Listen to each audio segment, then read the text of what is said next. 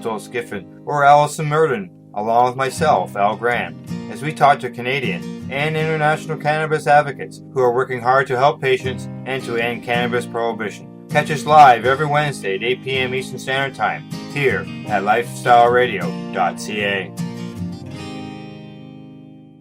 You're listening to Lifestyle Radio. So what are you doing? Nothing. Nothing? Why not?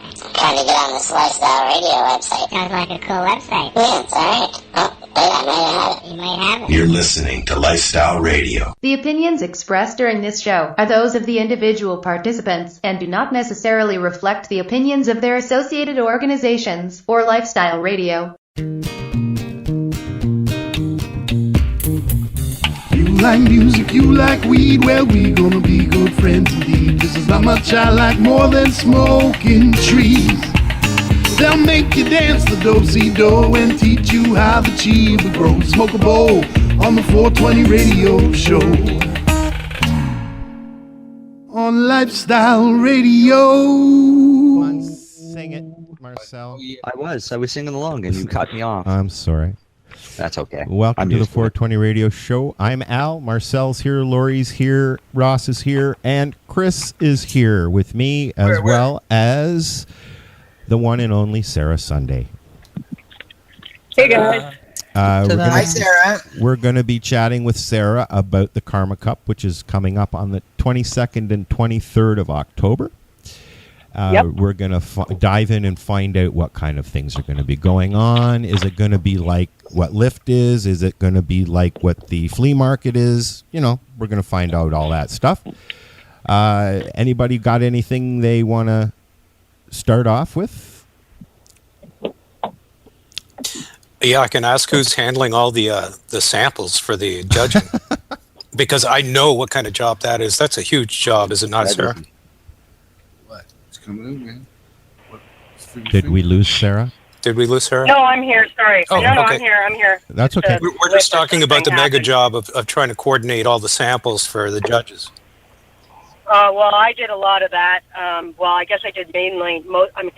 I didn't physically. I wasn't the person who physically did all the packing, although I did a lot of it. I had a whole team of awesome people who helped me out. But I did all the coordination of the entries and talking to all the stoners and getting the stuff off of them, which is no mean feat, let me tell you. Coordinating a bunch of stoners is unbelievable. It's stuff that makes you want to kill yourself, basically. Organized confusion. Yeah, it's chaos, basically. But whatever, we did really well. We got amazing entries this year. We got 110 entries, which wow, isn't that awesome? That's incredible. There's I think 33 bud, 7 pens, 11 topicals, 22 edibles, and the rest of them are different kinds of hash. I had 5 different hash categories. It's just an amazing plethora of items, and not just the actual quantity of it, but the quality was really tremendous this year. And I just give a super big hand to all the competitors this year. I know that many of my friends who are judging have told me that it's been incredibly difficult to choose amongst all the amazing competitors this year. So wow. I salute everybody.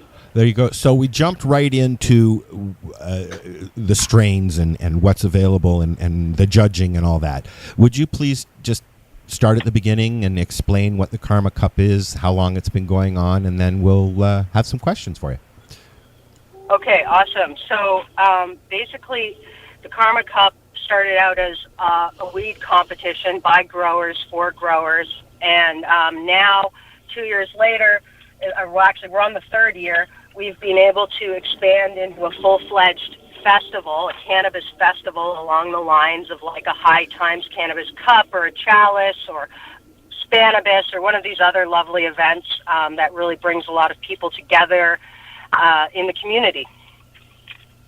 So at our event this year, we've got various festival highlights. We have live music, we've got glass blowing, we've got live art, I've got tons of vendors, you can medicate basically anywhere. I've got a special medication zone that the dispensaries and compassion clubs and growers are going to be in that area. So it's very much like an American weed festival, like a chalice type event, is what I'm modeling it after. Wow, that's going to be awesome. I'm looking forward to it. I'm jealous. Yeah. You're jealous, Chris? I'm jealous. I'm not going to get to go to something like that. That's incredible. Chris actually runs. Chris, along with Marcel and Debbie and a bunch of other people, they run the Harvest Fest out in Nova Scotia. So, that's wonderful. They know what you're doing.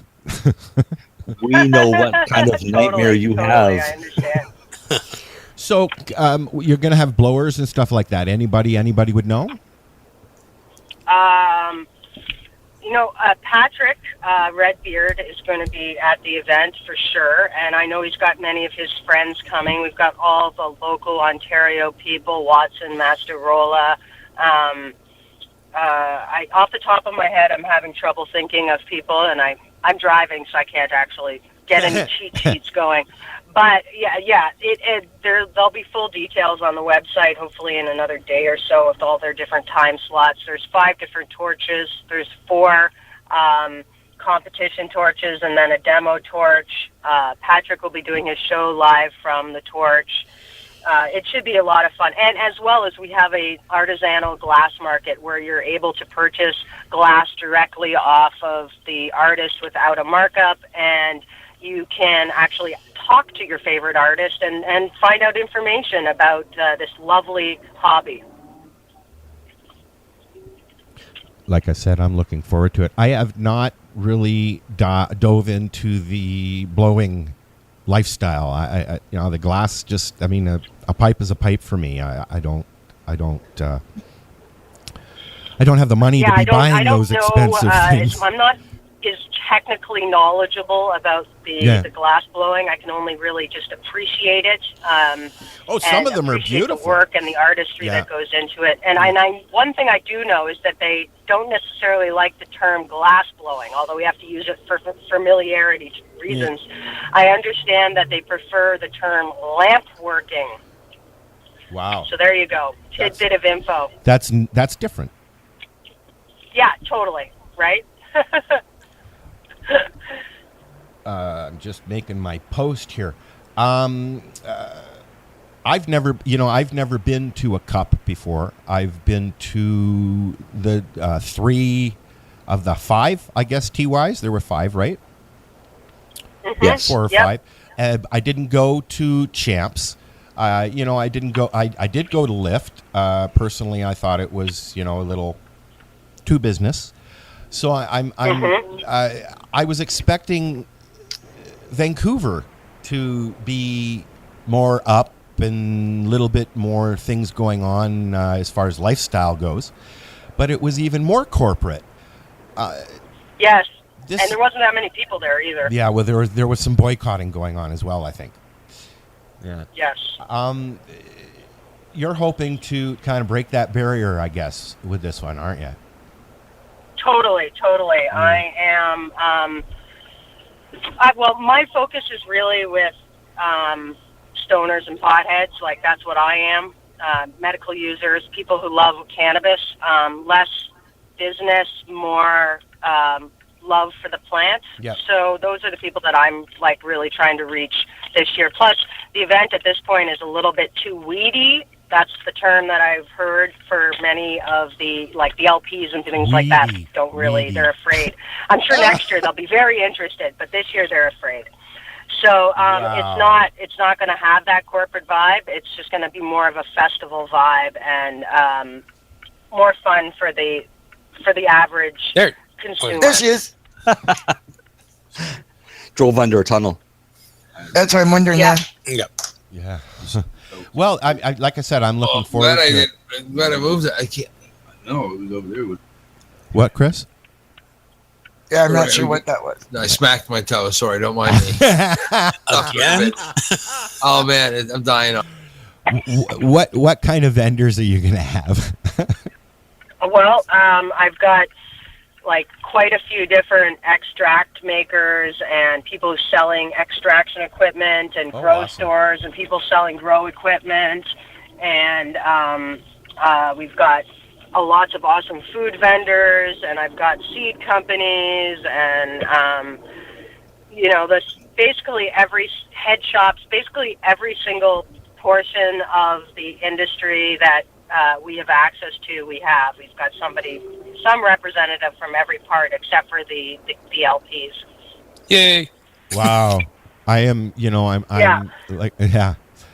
I think this.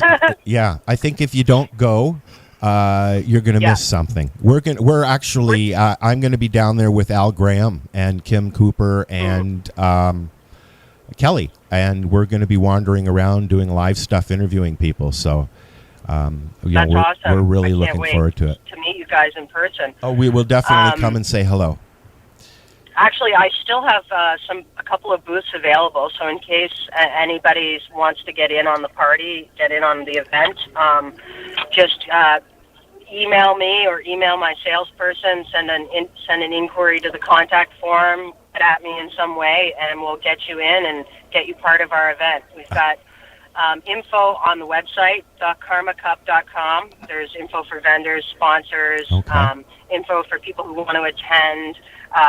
I'll mention, too, that we have a shuttle bus that's departing from Union Station every half hour in case people don't want to actually drive to the event or they're on the public transportation or something like that.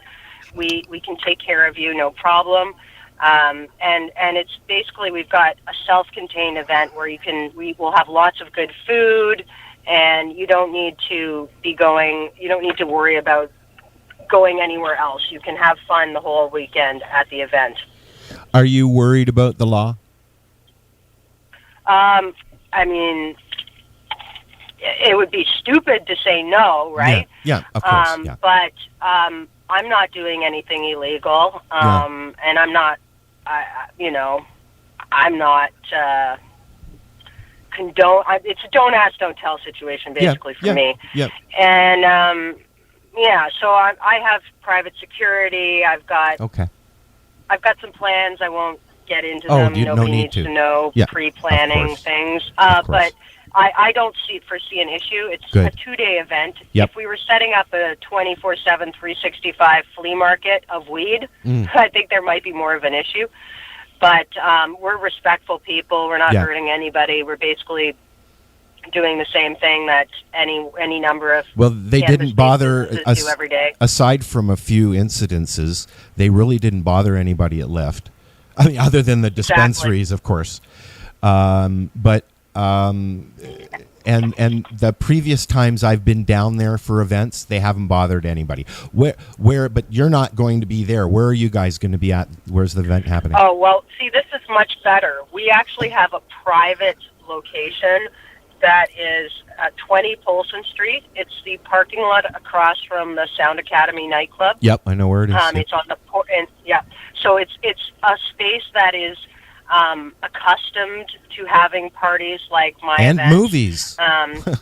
You can be loud to some degree. I mean, we can be loud until 11 p.m. It's all good. There's no houses there.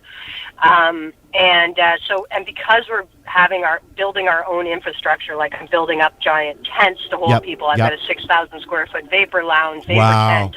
I'm doing all these things. That means that we can sort of do what we want to some degree. Medicating is not a problem, right? Like, I don't know. I had fun at Lyft in Vancouver, but my one gripe about the whole thing, and I know it was the same gripe that many people had, was that it was difficult to medicate, and that to medicate, they sort of made you go out into like this little corral that was basically in the parking garage. Wow. And it was like really disgusting. I was like, this is where I have to take. I was kind of offended, to be perfectly honest about that. But whatever, I'm over it now, and our event will be better.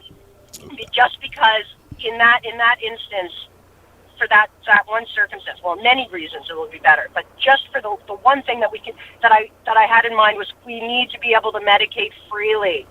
And so that's what I've been able to design with this built from scratch venue. So it's going to be intense. Are there going to be vendors outside as well? Yes. Okay. I have a medication zone is what I'm calling it. Okay. And that's an outdoor area where it's just an outdoor space. Yep. Medicating is even more free and easy when it's outside, right? It's also the place where you're going to be. It's also the place where a lot of photographers go to take pictures of the city, the landscape of the city. Absolutely. Yeah. It's going to be a beautiful backdrop for the party. Yep. We should have great pictures next year. No swimming. I'm super excited about using the same venue next year, but making it bigger. Awesome. Yeah, next year should be just amazing. This year, it's as much of anything, it's an education and proof of concept. Yeah. Getting people to understand what we're trying to do here, because this is not something that we have in Canada. Aside from like 420 or Global Marijuana March, we don't have any festivals. Cannabis festivals. Yeah. Well, we used to. We used to. Well, I wouldn't even say that. I love TY. That was a great event. Well, there was every year I made connections that would make my next year amazing. I went to the one thing at Queen's Park. About medicating. Yeah, I went to the one thing there. The last thing they did at Queen's Park, and that was pretty okay. There was a lot of people there. GMM is great. Global Marijuana March is great. I'm not putting it down at all. Oh, of course not. I go every single year. I promote it. I'm involved in it. Yep. But it's because we cannot get permits for that location. It's not really a festival. Yeah, true enough. It's a bunch of people throwing up some booths and people hanging around and sitting on grass. Yeah. And that's cool and everything. Yeah. But I feel like it could go further and there could be more. So that's what I've tried to create for everybody, is that a really high-quality event for cannabis enthusiasts or new people who don't even know much about cannabis to get together, have a wonderful time, enlighten themselves, try different things, get to know the people in the industry that are providing these products. Yep. It's just every year we're able to get together and up our game, basically. Like, seeing all the amazing products really helps everybody. Really quick story. Yeah, it does. I had somebody enter the cup last year, and he did not do very well, and he was sore about it for a little while, but he kept talking to me, and I gave him some tips as to what I had noticed winning entries were like. And he basically changed his entire grow philosophy, his entire curing and drying philosophy. And I don't know how well he'll do this year, but the cannabis certainly was at least 3 or 4 times as good as it was last year. So, I mean, if nothing else, he's stepped up his game. So, like, that's what the Cup and the festival is all about, is us getting together, seeing what everybody else is doing, and improving ourselves. And as well as bonding and spending time together and, being more friendly. Because in the end, we are more friends with each other than we will ever be with some corporate person who doesn't even consume and doesn't understand our needs or wants or the struggle that we've been through. So your fellow cannabis enthusiast who's been through the same struggle with you is somebody that you really want to be allied with and in the future, and so that we can all be together in this success story and not be left out in the cold. Yeah, I mean, there is a big dividing line going on, and a lot of people are very confused about what's going on. And really, the only way you can get the information you need is from the corporate sect or from a patient. So it'll be nice to have a whole group of people that you can go and talk about this and that and see what's going on, and the gadgets and all that stuff. Absolutely. You're going to have quite exciting. You're going to have music as well? From out of town. You're going to have music? Oh, yes, we'll have music. I've got a music stage that's going on outside for the entire length of the party. Okay. MMDJ from a tribe called Red, I believe, is going to be involved in it. Doing his thing. We've got bands and DJs. Saturday night we have a VIP gala party. It looks like I will have some tickets available for that. It's less about getting them to the general public and more about getting them to industry people who are interested in being involved. So we'll have those available as well. They're going to be $100 plus HST. Let me see what else we got going on. Oh, on Sunday afternoon, there's going to be the award ceremony for the actual competition. Sunday afternoon in the Vapor Tent from about 2 o'clock on.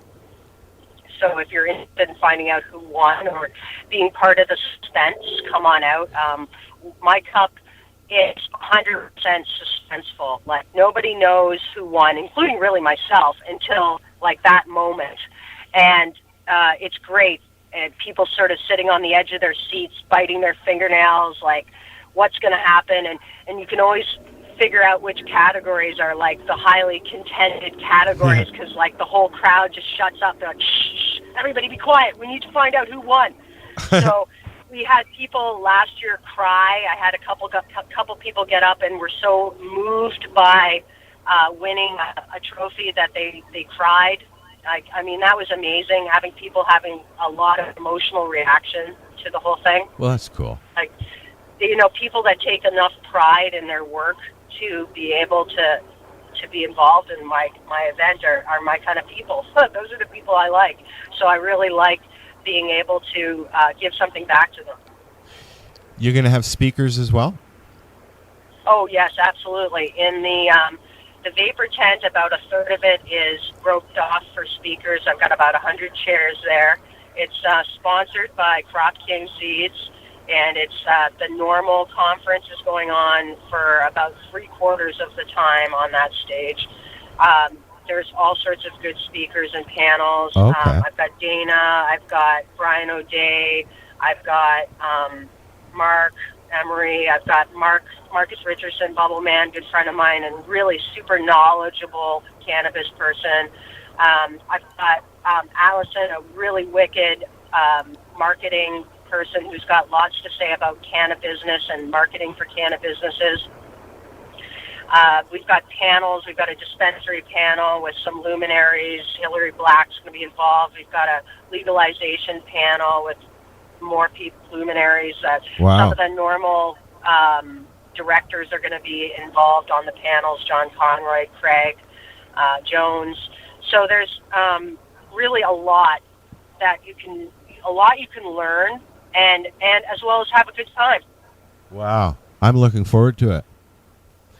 Awesome. I think I've said that. I think I've said that a few times. Do anybody else have any questions? Yeah, are you going to have press passes? There are some. There are some press passes. Go on the website to request them. The tickets for general admission are in advance are $15 for the weekend. At the door, it's going to be $25. Mm-hmm. Just mentioning that.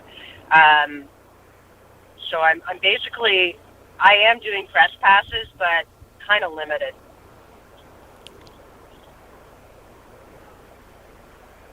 Where'd everybody go? I'm here. Oh. I'm here. Like I said, I'm looking forward to wandering around and talking to people and seeing what's going on. I don't like the city, so I hope you can cheer me up. Well, I thought you liked that city. You'll be heavily medicated, so it'll be okay. I moved out of this city 20 years ago, dude, for a reason. Well, I don't like fine. any city, so you're only going to be there for a weekend, so you'll survive. Yeah, I'll survive. I stay at my mom's condo. Just before you leave, would you please tell everybody where they can get a hold of you or your on your website or all that information? Absolutely. Totally. If you want to email me, you can email me at Sarah, S-A-R-A-H, at thekarmacup.com. There's also a contact form on the website, thekarmacup.com. We've got Instagram, Facebook, Twitter. They're all at the Karma Cup. So basically, any one of those sources of information, you can get a hold of us. If you want to do business, just send me an email, Sarah, S-A-R-A-H, at thekarmacup.com, and we can make it happen for you, no problem. Awesome. And the website? thekarmacup.com. Okay. Awesome. Is there anything else that you guys wanted to ask, Sarah? I should also mention advance tickets on the website. So if you go to thekarmacup.com, in the upper right-hand corner, there's a button that says buy tickets. So just press the button. It's as easy as that. Yeah, I just posted the a link to the event on our page too. So thank you. Yeah, man. I know Al Graham's been wandering around putting posters up for you happily. So he's awesome. I love Al. I think that the way you're doing it, Sarah, as well as having a bus because of where it is, is awesome. Can you tell people if they want to take the bus where they have to go and stuff like that? Absolutely. There's an exit for Union Station called Bremner Street exit, Bremner, Bremner Street. That right outside that exit, there will be a waiting area with signage for the shuttle bus, and it departs approximately every half an hour. That's awesome. It's just like Woodstock. Yeah, totally. Please take advantage of it. You know, why should you have to go all the way over there and park? I heard that the Gardner Expressway is actually going to be closed that weekend, unfortunately. So, I mean, even more reason to just take transit and, get on the fun shuttle bus with our 420 friendly driver. Oh, yeah. I was going to ask you about that. Well, I mean, we'll find out how friendly he truly is, but I got a recommendation from Aaron Goodwin for the bus company that we've used in the past for protest buses and stuff like that. So, crossing fingers that it'll all go down well. Well, I wish you luck, and like I said, I'm looking forward to being there and meeting you and seeing what's going on down there. We have been chatting with Sarah Sunday, who has to leave because she's driving. Yep, I'm driving. And we're going to be back in a few minutes after a song from some Dred Zeppelin. I got Light My Fire. This is the 420 Radio Show. We'll be back in a few minutes with Chris Enns.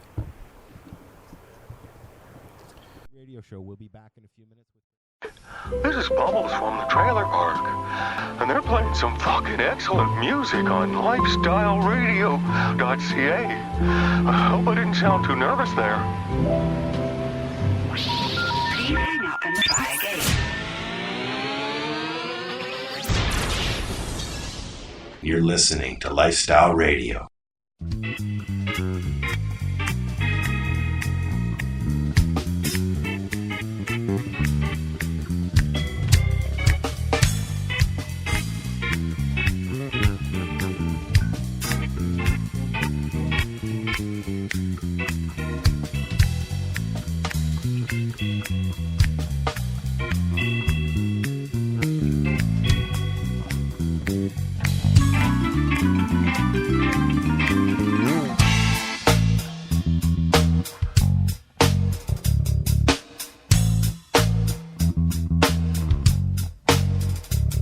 You know that it would be untrue. You know that I would be a liar if I was to say to you, girl, we couldn't get much higher. Come on, baby, light my fire. Come on, baby, light my fire. I try to set the night on fire. The time to hesitate is through.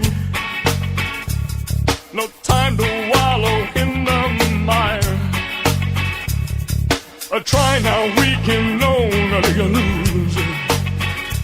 And our love become a funeral pyre. Someone say pie. Come on, baby, light my fire. Come on, baby, light my fire. I try to set the night on fire. Darling.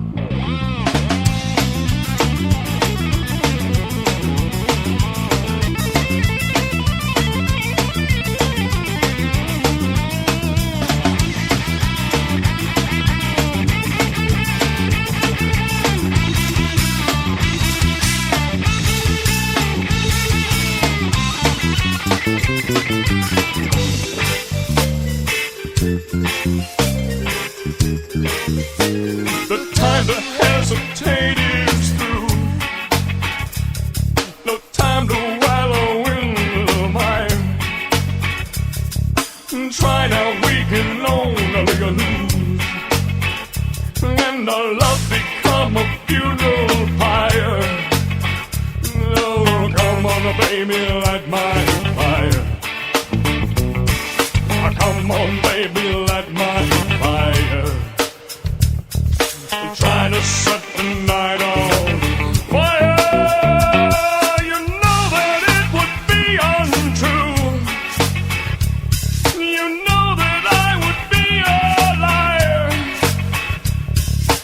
if I was to say to you, girl, we couldn't get much higher. Come on, baby, light my fire. Oh, come on, baby, light my fire.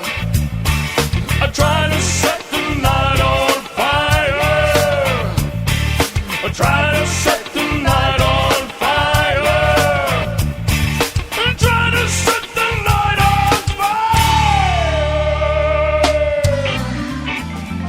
fire. Burn it, baby. Where are we? All right. Hey, Charlie. Give me some water, man. I'm on fire. All right. Thank you very much. Sit down, boy. Let me tell you a story. It goes something like this.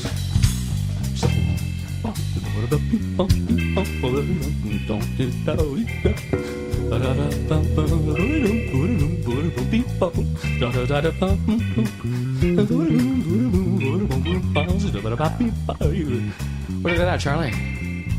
Ah, shut up and go to bed. The National Task Force on Medicinal Cannabis is a group of not-for-profit organizations dedicated to influencing government policy with factual evidence.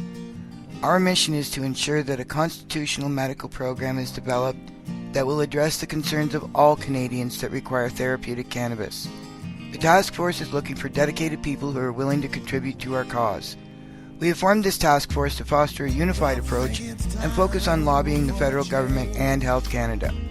We represent the combined expertise of thousands of patients with more than a decade of experience. As a task force participant, you, your business, or your group will have an opportunity to show that you care and offer your unique skills to promote the cause. If you would like to get involved, go to medcanataskforce.org. That's medcanataskforce.org and use the Contact Us link to get started.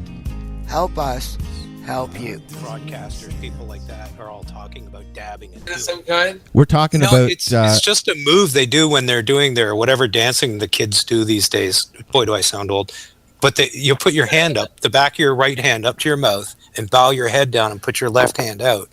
And it's like you're coughing into your hand after doing a dab, right? And they call it dabbing. You just outed yourself live around the world. You know that, Ross?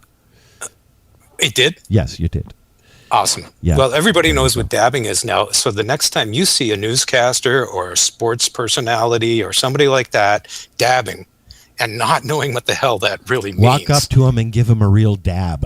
Yeah, please. Well, at least laugh your ass off, because that's what I do every time I see it. Yeah. So we are back with the one, Mr. Chris Enns. Hi, Chris. How are you? Great, thanks, Evan. Who is quite literally fresh from not only a dab session, but court. Can you enlighten us what happened as much as you can, if you don't mind, Chris? And why? Maybe start... Give a little background that's as to what we're talking about. Yeah. Today, the judge in our case gave a ruling on a Section 601 quash motion. And what a Section 601 quash motion is, it's something that happens when you've been charged with a cannabis offense, and before you've even got the plea, so before you've even said guilty or not guilty, it's not something that's done very often, but it's an opportunity to say, hey, there is no charge on the books for me to even plead guilty or not guilty to. This charge has been ruled a nullity, so there's no reason for us to be here. Let's pack up the books and go home before the show even gets started. And we based that argument on something called BINO, which is an acronym for Bad Exemption, No Offense. So basically, in summary, the argument says that in order for there to be a valid criminal prohibition against cannabis, whether we're talking about possession or whether we're talking about growing or whether we're talking about trafficking, if the government wants to maintain a prohibition against cannabis, then they have to have a constitutionally valid medical regulatory regime in place. If the current regime is shown to be unconstitutional, even if that showing is minor, a ruling of unconstitutional nature of the regulatory regime would mean that during that time period, someone cannot be successfully charged with a cannabis offense. The judge, in very much detail today, said that he does not agree with that argument, that he's siding with peers of his, which have argued that a valid criminal prohibition is not dependent on a valid medical regime, that the government has a lot of leeway to fix problems even once they're ruled unconstitutional, and that if we want to resolve our charges, we're going to have to go forward to pretrial applications such as constitutional challenges of one sort or the other. So what does that mean? Like, let's go back even further and explain what these charges are about. Well, the Pharmacist Cannabis Resource Center is the first storefront dispensary that we're aware of, at least, open in Nova Scotia. We were largely inspired by John Cook of the Cannabis Buyers Club of Canada East Coast Division, who is passed away now. But he was a big inspiration in the beginning to get a dispensary going, something formal, something public, and start flying that flag. And so we opened a location in Porters Lake, and after about a year of being open there in 2013, we were raided by police. We reopened following that raid, but in 2014 decided to move into the city in order to better serve the population that was seeking our services. Following 2 months of being open in Halifax, we faced our second raid, and that time we spent a full weekend in jail, and it was quite an aggressive raid. They also raided our house and raided our production sites by having licenses for plants and being within our plant numbers, but being within our storage limits. They still came in with quite a large SWAT team. When they came at me at the house, they were in the back of a truck with machine guns loaded, flying up the backyard. But they really terrorized Jess as well, didn't they? Yeah, they in the second raid they arrested my wife as well and took her into holding, and it was really tough for her being without medicine for a few nights, and I really had to listen to her cry for the whole night, and it was probably, I'd argue, one of the hardest nights of my life was hearing her on the steel bed down in the female end of the police ward there. Yeah, I think she was doing the show with me then. I think it was about I should back up and say that between the first dispensary raid and the second dispensary raid, there was another arrest where my wife was not at the dispensary when it was first raided, and they decided they were going to charge her as well, even though she was in Ontario at the time. And that's where the real police brutality happened, where my wife was actually physically beat up by the police during the arrest. Wow. I was put into a sleeper hold, and as I came out of a complete whiteout, I literally saw my wife being lifted into the air, all four limbs, and body slammed into the ground, and the cop put his foot right into her back and looked down on me with a smile and folded his arms as if, we've conquered you, we've got you now, guys. Yeah. And they took us into cells and charged us with assaulting police and obstructing justice, and when those charges were ready to come to trial, they just dropped them. They didn't proceed. They had absolutely nothing. And they're just dragging this on and on and on and on, aren't they? It is. It seems like there's no end in sight, and the Crown almost seems to get joy out of it. It seems like it's an easy thing for them. It becomes know a game happening. eventually. They're in control of the flow. Yeah. That's ridiculous. So we know why, and now we know what's happening in court. What happens from here for you guys? Well, we've retained Kurt Tusa about March of this year, and he was actually retained on the basis that he'd run this quash motion. I really wanted to bring formal legal counsel representation to John Turmel's traditional quash motion. I think a lot of people have done a good job presenting it as self-defenders, and I wanted for the first time a lawyer to present the argument, so the courts appreciated that even those with a degree believed there was merit to this argument, and Kirk couldn't have presented it any better. I was very, very impressed and happy with how he brought that argument, despite the fact that the court dismissed it. Now what we're asking the courts to do, the Crown to do, I guess, is allow us to consolidate all three of these dispensary raids. Let's put them together as a package and take them up to the Supreme Court of Nova Scotia and have a court that has broader power for declaratory relief, relief that would apply to not only my own charges but to others in similar situations, and save a lot of court resources rather than going after 3 separate charges and that. So you're still going, in other words. Yeah, so we'll see. We're back in 2 weeks to find out whether the Crown's going to let us package up all the charges and take them to the Supreme Court, or whether we're going to have to flesh it out in provincial court and deal with 3 separate charges with 3 separate judges and see what happens. And then end up in the Supreme Court.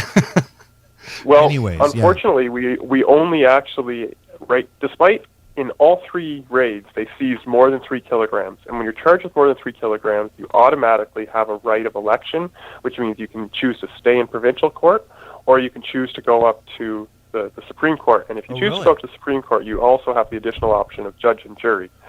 And if for those listeners that aren't aware of the additional benefits of a judge and jury, is that a jury can always ultimately nullify the charges. They can simply refuse to find the individual guilty. And the other benefit of a judge and jury trial is that when you bring a defense such as medical necessity, I think a jury is more likely to see patients who have taken the stand and demonstrated medical need that was not met by the current medical regime, and appreciate that the person providing that relief is not a criminal. I think there's more pressure on judges to maintain a status quo, and so I want that option of a jury trial. But unfortunately, for 2 of those raids, they've stripped it away from me by actually charging me with under 3 kilograms, despite the evidence being over 3 kilograms. And that's a pre-trial issue in and of itself. So somebody made a faux pas somewhere on purpose, maybe. The Crown has been very blatant to the judge that this is an intentional strategy of the Crown, and that they argue that it's a strategy the Crown has the right to do.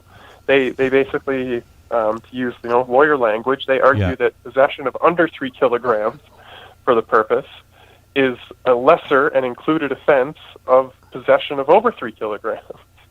Kind of like how, if you get charged with murder, there's lesser and included offenses to murder that you can ultimately be found guilty of. I've been hearing talk about jury nullification for a few years now, because I know Edward Fortune, who is the NJ Weedman, who has been going through that as well. He's done it twice now, I think.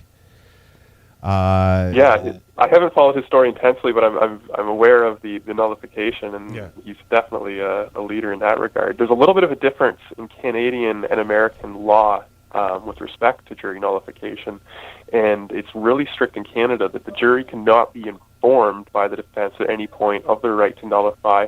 Ultimately, if I in any way were to spark that possibility in the jury's mind with my own communication, the Crown can ask for a mistrial to be declared, and ultimately we're back to square one, having to seek a new jury. Well, you've been seeing it happen more and more often. There was a few cases already that have been thrown out because of it, and the reasoning was they didn't want to waste their time because of what's going on, and that makes sense. Yeah. I mean, I don't believe, here we are, 8 months from Canada going legal, about that. Right, July. They're saying July. I don't have any faith that Canada's going legal. But that's what the talk is. That's what the talk is, and yet they're still pushing your case and this case and that case. Obama just pardoned a whole bunch of people and rescinded their sentences, stuff like that. But yet we're supposed to be going legal here, and there's still all of this going. People are still getting arrested. People are still losing their kids. They're losing their kids. Somebody just lost their kids the other day because he hosts does a blog or something like that. I can't remember what it was, but they came and they took his daughter and his son away from him because of his business. He was in the cannabis business. Yeah. He actually he designed a cannabis-friendly app, social media app for cannabis. Yeah, that's right. Did you mention that in the news? Do you have that in the news, Chris? No, I do not. Okay, so then I don't feel bad for talking about it. But yes, that's what it was. It was a social network app that I actually added, and I'm going to look it up and contact them and maybe get them on the show because it's supposed to be a really cool app. I'm going to have some fun with it this weekend. I don't even know what it is. I don't remember what it's called. Did I? Yeah, that's what say it the was. link? It was just a social networking app for cannabis-friendly folks so that we could sort of have a predetermined filter in place, I guess you want to call it. So, Chris, what you mentioned that you're not thinking that Monsieur Trudeau is going to do much of anything. Well, to be clear, even just using his own language, I think all that he's said is that by the spring they'd introduce the framework for legalization, which might mean putting something on the table in the House of Commons. But even once you start the process in the House of Commons, things go to committee. This can take over a year. I mean, even hypothetically, if he uses majority and moves something through the House of Commons in due course of time, then it goes to the Senate, and the Senate can send it through its own whole process of delay and and whatnot. And who knows whether we get to anything before the next election. And even if we do, I mean, what is it that we're going to get? Yeah. I mean, he said very blatantly when he started his election campaign, when he stood in Winnipeg, that he was in support of cannabis dispensaries and they should not be facing prosecution. And yet, since he's taken government, there's been more dispensary raids in Canada than ever before in history. And he's been nothing but supportive of those raids. So I think it's pretty clear that this is not a prime minister that supports cannabis or increased access to cannabis for the sickest in our population. Anybody else have anything to say to that? To be fair, I think they're doing exactly what they said.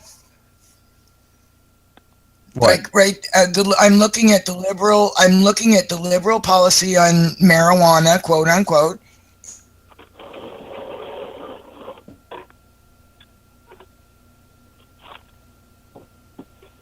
Dead air. I can speak as a dispensary owner that the prices of cannabis have gone up since Mr. Trudeau has taken power. Patients are paying more for cannabis than they ever have before. Bedrocan is a perfect example. Even the one licensed producer was offering a discount. People are increased their price misunderstanding by 40% or what they said in the first place.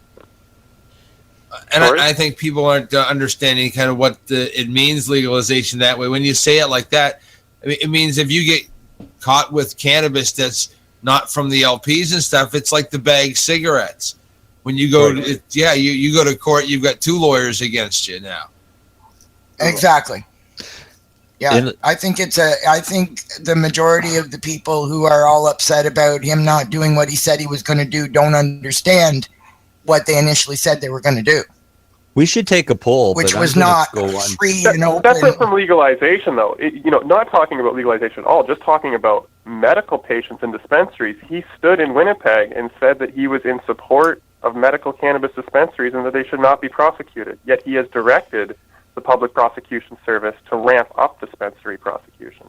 That has come directly from the top. Because I think what's going to happen is in this new legal framework of legalization, there'll be dispensaries, but the dispensaries are going to be supplied by the licensed producers.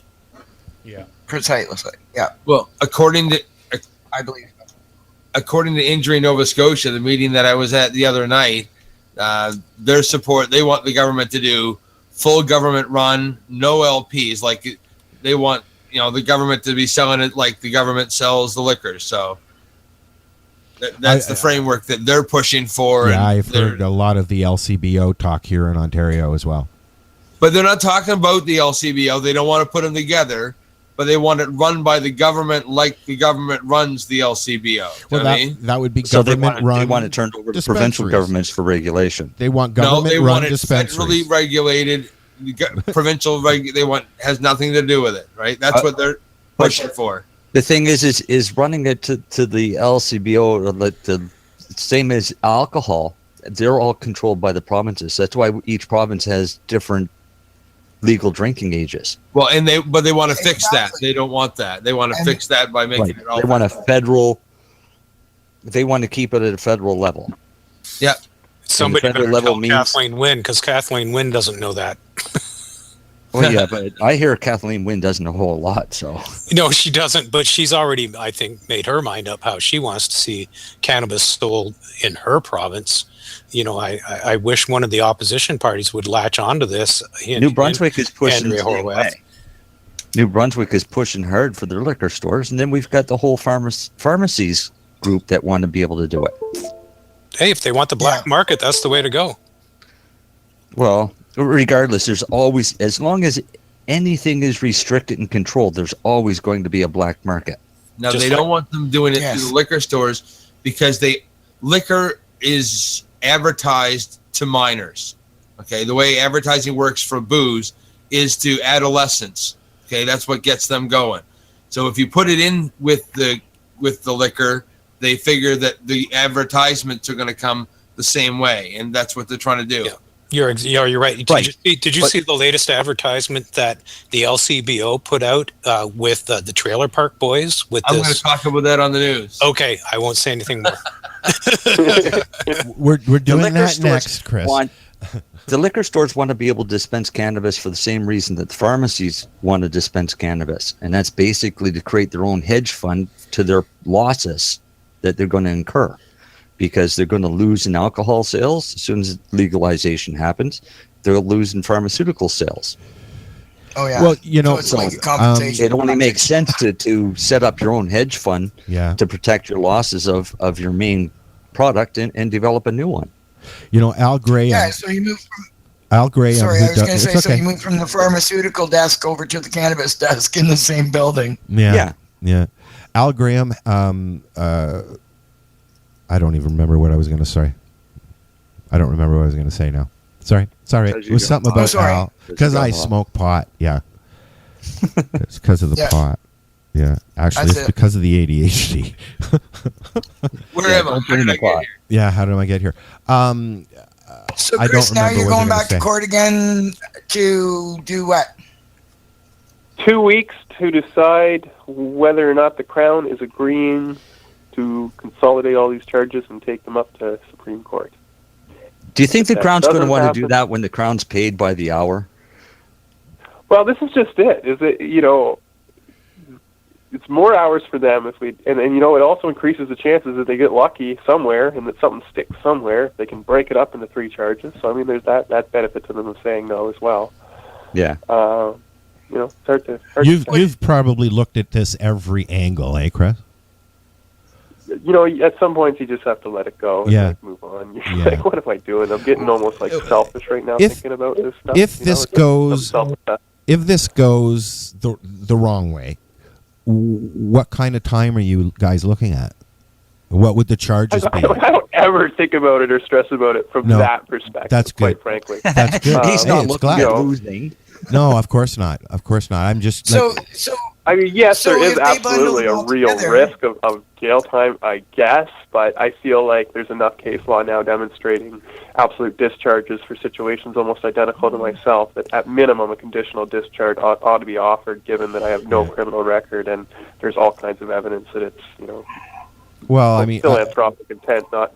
I think this is ridiculous because I mean I know what you guys have gone through over the last few years, and like really firsthand because I watched it, you know.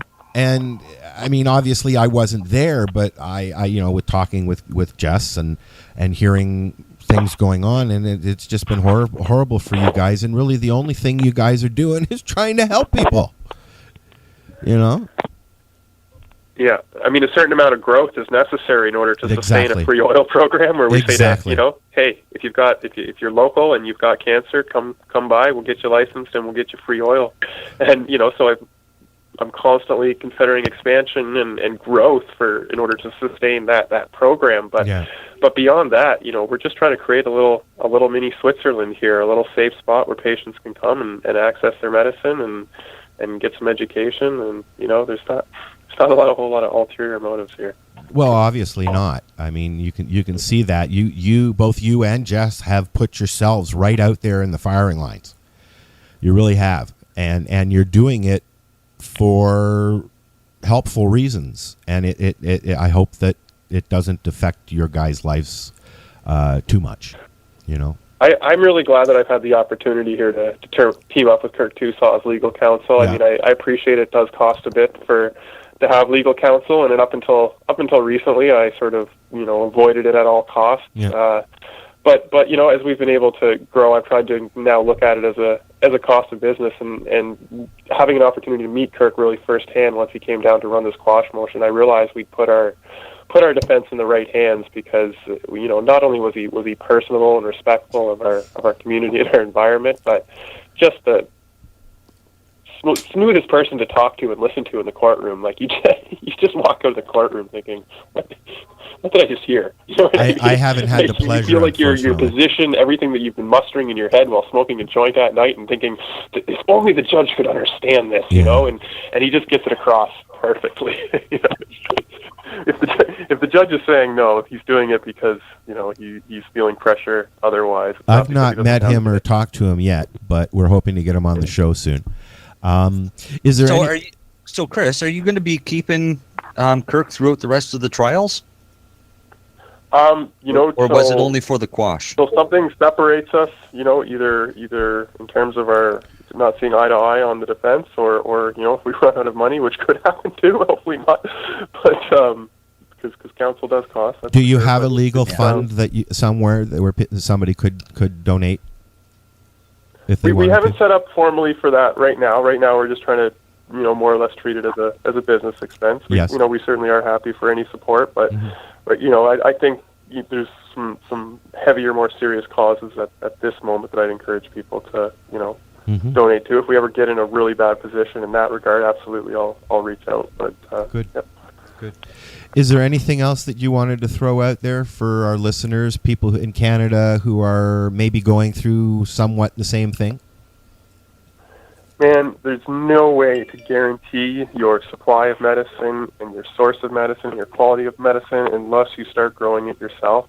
It is so important now that we have got this right through Allard that we take that right and we run with it. That even if all you've got is room for a compact fluorescent right and a couple plants in your closet, get that license and start growing, because it's when we're able to all grow that we don't even need dispensaries, and all these fights over dispensaries and where we get our medicine from are going to become irrelevant, because our family and friends have all got enough excess to get us through whatever problems we got. It'd be nice if you could go next door to the neighbor and say, "Hey man, can I borrow a cup of bud just till tomorrow?" If it was that easy, it would be like going next door for a cup of sugar. But unfortunately, a lot of people don't have access to that way. Maybe that'll change.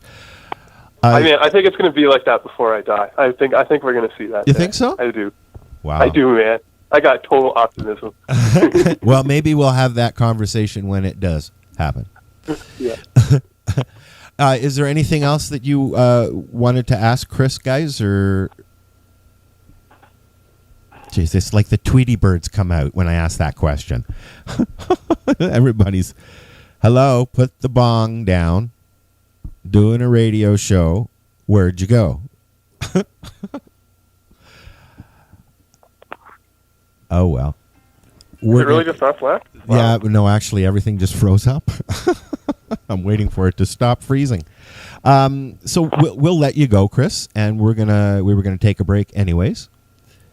All right. And good speaking to you. Have a great night. Yeah, thank you very much for joining us again, and we'll talk soon.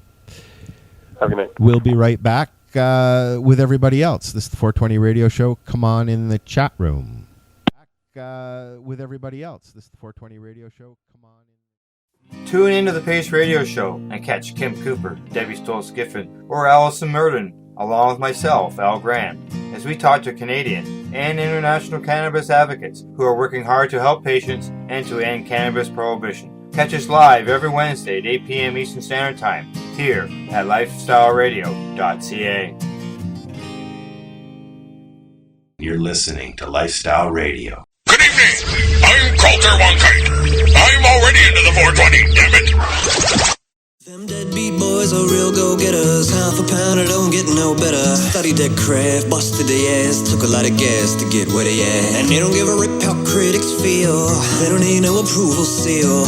You know they got it, so y'all better just know this shit is real. Every time they rhyme, they come from the heart. Even when they talking about weed and farts, they knew a DB could be from the start. Not to mention these beats is raw. Wait, hold up, that's an understatement. Got it on lock like chains in the basement. Designer, shiner, shake the pavement. Uplift they fellow man, that's what they meant. You're now rocking with the middleweight champs. I know you can't stop them, never. God willing if they get the chance. These dudes gon' rock forever. You're now rocking with the middleweight champs. I know you can't stop them, never. God willing if they get the chance. These dudes gon' rock forever. Of this much, yup, I'm sure. Music blues, they got the cure. That beat CD and hits from the roar. Tomorrow you be back to get some more. Just hit 'em up around 20 minutes past 4. But be warned, these guys will probably be higher they good. On they porch with a joint looking like an Olympic torch. Don't buy into the stoner persona. They gon' say just what they wanna on a track. Like it or not, these nutty motherfuckers must have found that map. Went down that path, never turn back. Don't respect that, you won't crack. TV came here to do two tasks. Write hot tracks and kick some ass. You're now rocking with the middleweight champs. I know you can't stop them, never. God willing if they get the chance. These dudes gon' rock forever. You're now rocking with the middleweight champs. I know you can't stop them, never. God willing if they get the chance. These dudes gon' rock forever.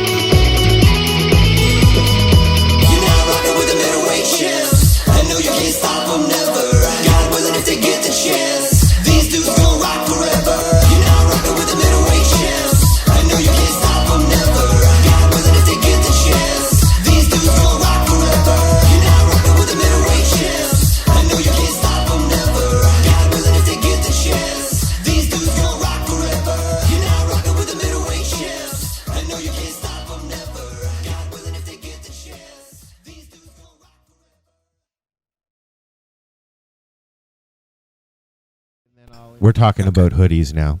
We're ordering hoodies. I know they have the T-shirts in like a women's cut and a men's cut. I don't know about the hoodies though. I think the hoodies are hoodies. Well, maybe we'll make them available But if to our they have listeners. if they have a girl T-shirt with like a V-neck, that's cool. Okay. Yeah, because cool. they do. Yeah, they have the V-neck and they're awesome. more Yeah. form fitting or whatever you call it. I don't know. Yeah, I don't know women's fashion. Hey guys, I don't like the can I ask a question? neck up around my neck anymore. Could I ask a question? Sure. Could we get back to doing the show? Are we on? Oh, Yeah. Yeah. Howdy. Hello. Do you listen at all to what we're doing there, Ross? I keep waiting Follow for the cue. along. We don't have any cues. There is no cue, There's right? no Al? cue. So, It's when the music stops. Oh. Hello, hi, how are you? what music? Anyway, welcome back, everybody. Welcome back. Chris has got some news for us, but Ross said he wanted to say something. Which do you want to do first, guys? Do the news. All right. Here's the news. Here's Chris. Welcome to the 420 Radio Show, and this is your 420 seconds of news with Chris Backer. Speaking at Acadia University, Cannabis Legalization Task Force leader Ann McClellan told students her view on the use of the plant. Nobody should smoke cannabis, McClellan said on October 4th. We know something about the cancer effects of smoking. There are so many more ways to take your cannabis these days. McClellan was at the school to take part in a panel discussion on diversity in governance and law, but spoke on the subject of cannabis as the event went on. McClellan also noted a firm date for the report from the Cannabis Task Force to the federal government, November 30th. In September, McClellan warned that legalization will cost Canadians. People, and I think the provinces, the territories, and the government of Canada understand this, do not expect big revenues in the early years, she said. In fact, there are going to be upfront costs. The government at all levels are going to have to absorb. Quebec's Superior Court Justice Louis Gaudin ruled in favor of the SPCA Wednesday in its fight with the City of Montreal over its controversial animal control bylaw.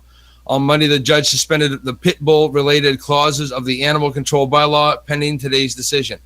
Under the bylaw, adopting the new pit bull-type dogs is illegal, and current dog owners face strict regulations. Owners of Staffordshire Bull Terriers, American Pit Bulls, and American Staffordshire Terriers, including a mix of those breeds, and any dog that looks like a pit bull, need apply for a special permit. Listed dogs are also required to be muzzled, sterilized, and fitted with a microchip. The temporary suspension means pit bulls can still be adopted, and the muzzling is no longer mandatory. Arguments presented in court by the SPCA contend the law is discriminatory and contrary to Quebec's animal welfare laws. The injunction granted today is temporary, meaning the bylaw will be suspended for as long as it takes for the case to be heard on its merits. The SPCA was pleased with today's ruling, but acknowledged that there's more work to do. The fight is far from being over, and we are very pleased with this first victory, Sophie Gilliard, from the lawyer for the SPCA, said in a written statement. We are particularly delighted to be able to continue finding adoptive homes for all our healthy and behaviorally sound dogs, regardless of their physical appearance. The SPCA is hoping to mount a legal challenge that could eventually lead to a complete retraction of the controversial dangerous dog bylaw. You know what they say, candy's dandy and liquor's quicker, but a combination of pot, hash, and whiskey, well, it's fast on its way to the LCBO near you. Liquorman's Old Dirty Canadian Whiskey, which is promoted by the Trailer Park Boys, suggests you should mix its booze with a 6-paper joint. It also suggests it's the right booze to drink early in the morning. Let's face it, some days you're going to wake up and start drinking before 10 a.m. It says right under its recipe section of the website. The LCBO is set to launch the brand on Thursday. How's that for social responsibility when it comes to our state-run liquor store?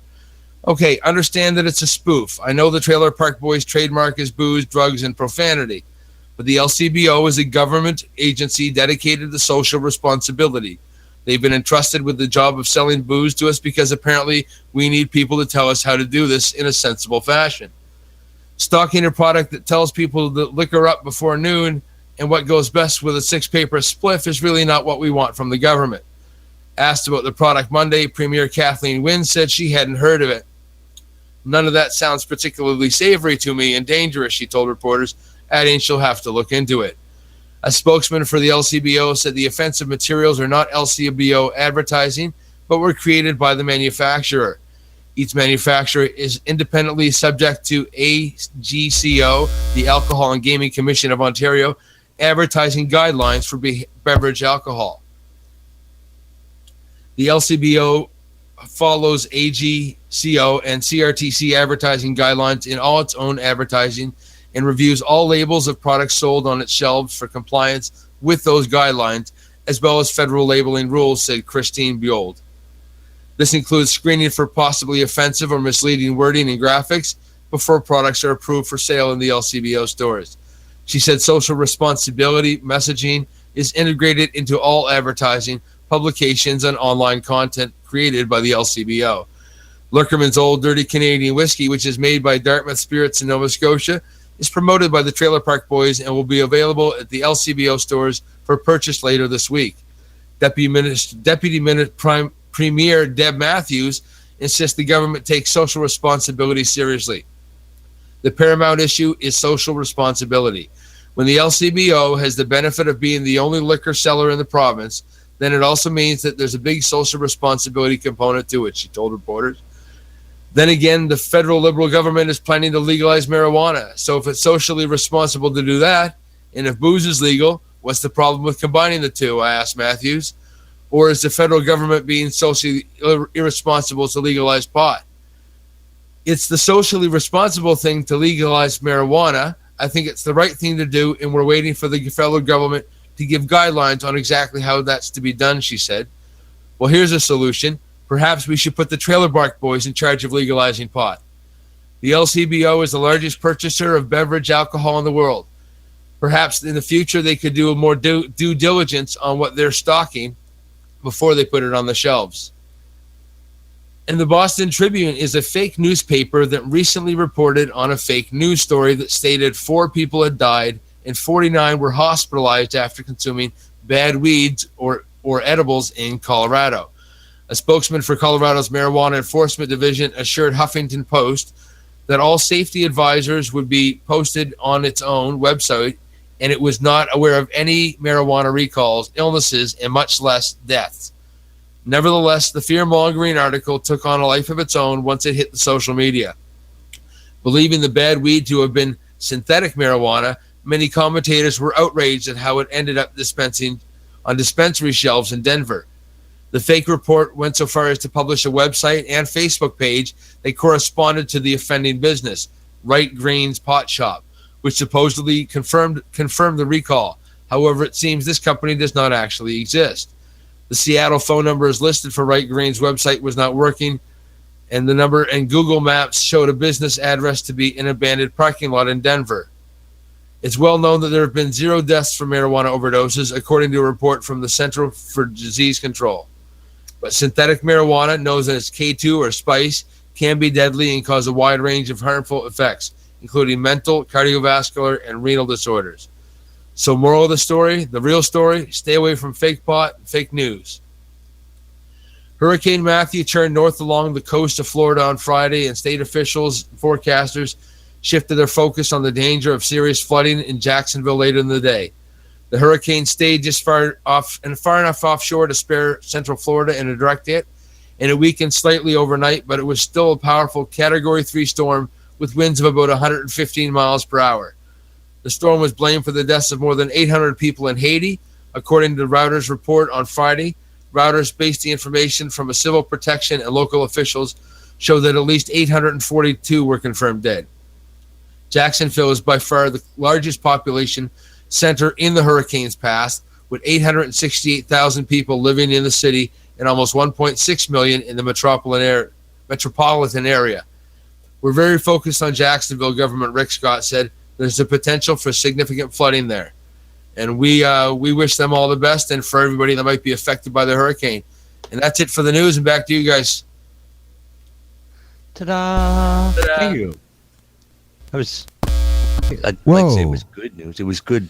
That was great. Listening to Chris. the news. It was well done news. It was very Yeah, well no, done. that's Very well done. Very well done. Thank If you. I You're gonna had a make me clapping machine, I'd make it go off right now. If you'd like, I would like to maybe do a little continuation of the news to expose what I was talking about that Chris Enns might be really interested in hearing about, and maybe his defense might consider what I'm about to say, if that's all right with everybody. Lay it on me, brother. I'd love to hear. Okay.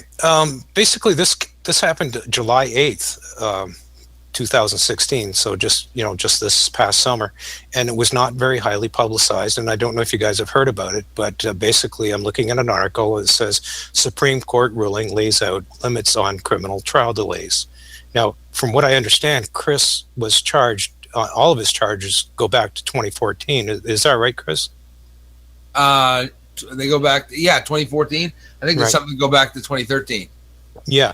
So basically, here's what the very, very short story from the Star says. It says the Supreme Court of Canada, citing a culture of complacency in the justice system, has adopted a new framework for determining whether a criminal trial has been unreasonably delayed. In a 5-4 decision today, the High Court says the old means of determining whether a person's constitutional right to a timely trial had been infringed was too complex and problematic. The Charter of Rights and Freedoms says any person charged with an offense has a right to be tried within a reasonable time. Under the new framework, an unreasonable delay would be presumed should proceedings from charge to conclusion of trial exceed 18 months in provincial court. The Supreme Court made the potentially groundbreaking ruling in deciding that the drug convictions of a British Columbia man must be set aside. In a dissenting opinion, a minority of the court calls the new framework for for gauging delays, unwarranted and unwise, saying it could lead to thousands of prosecutions being tossed out.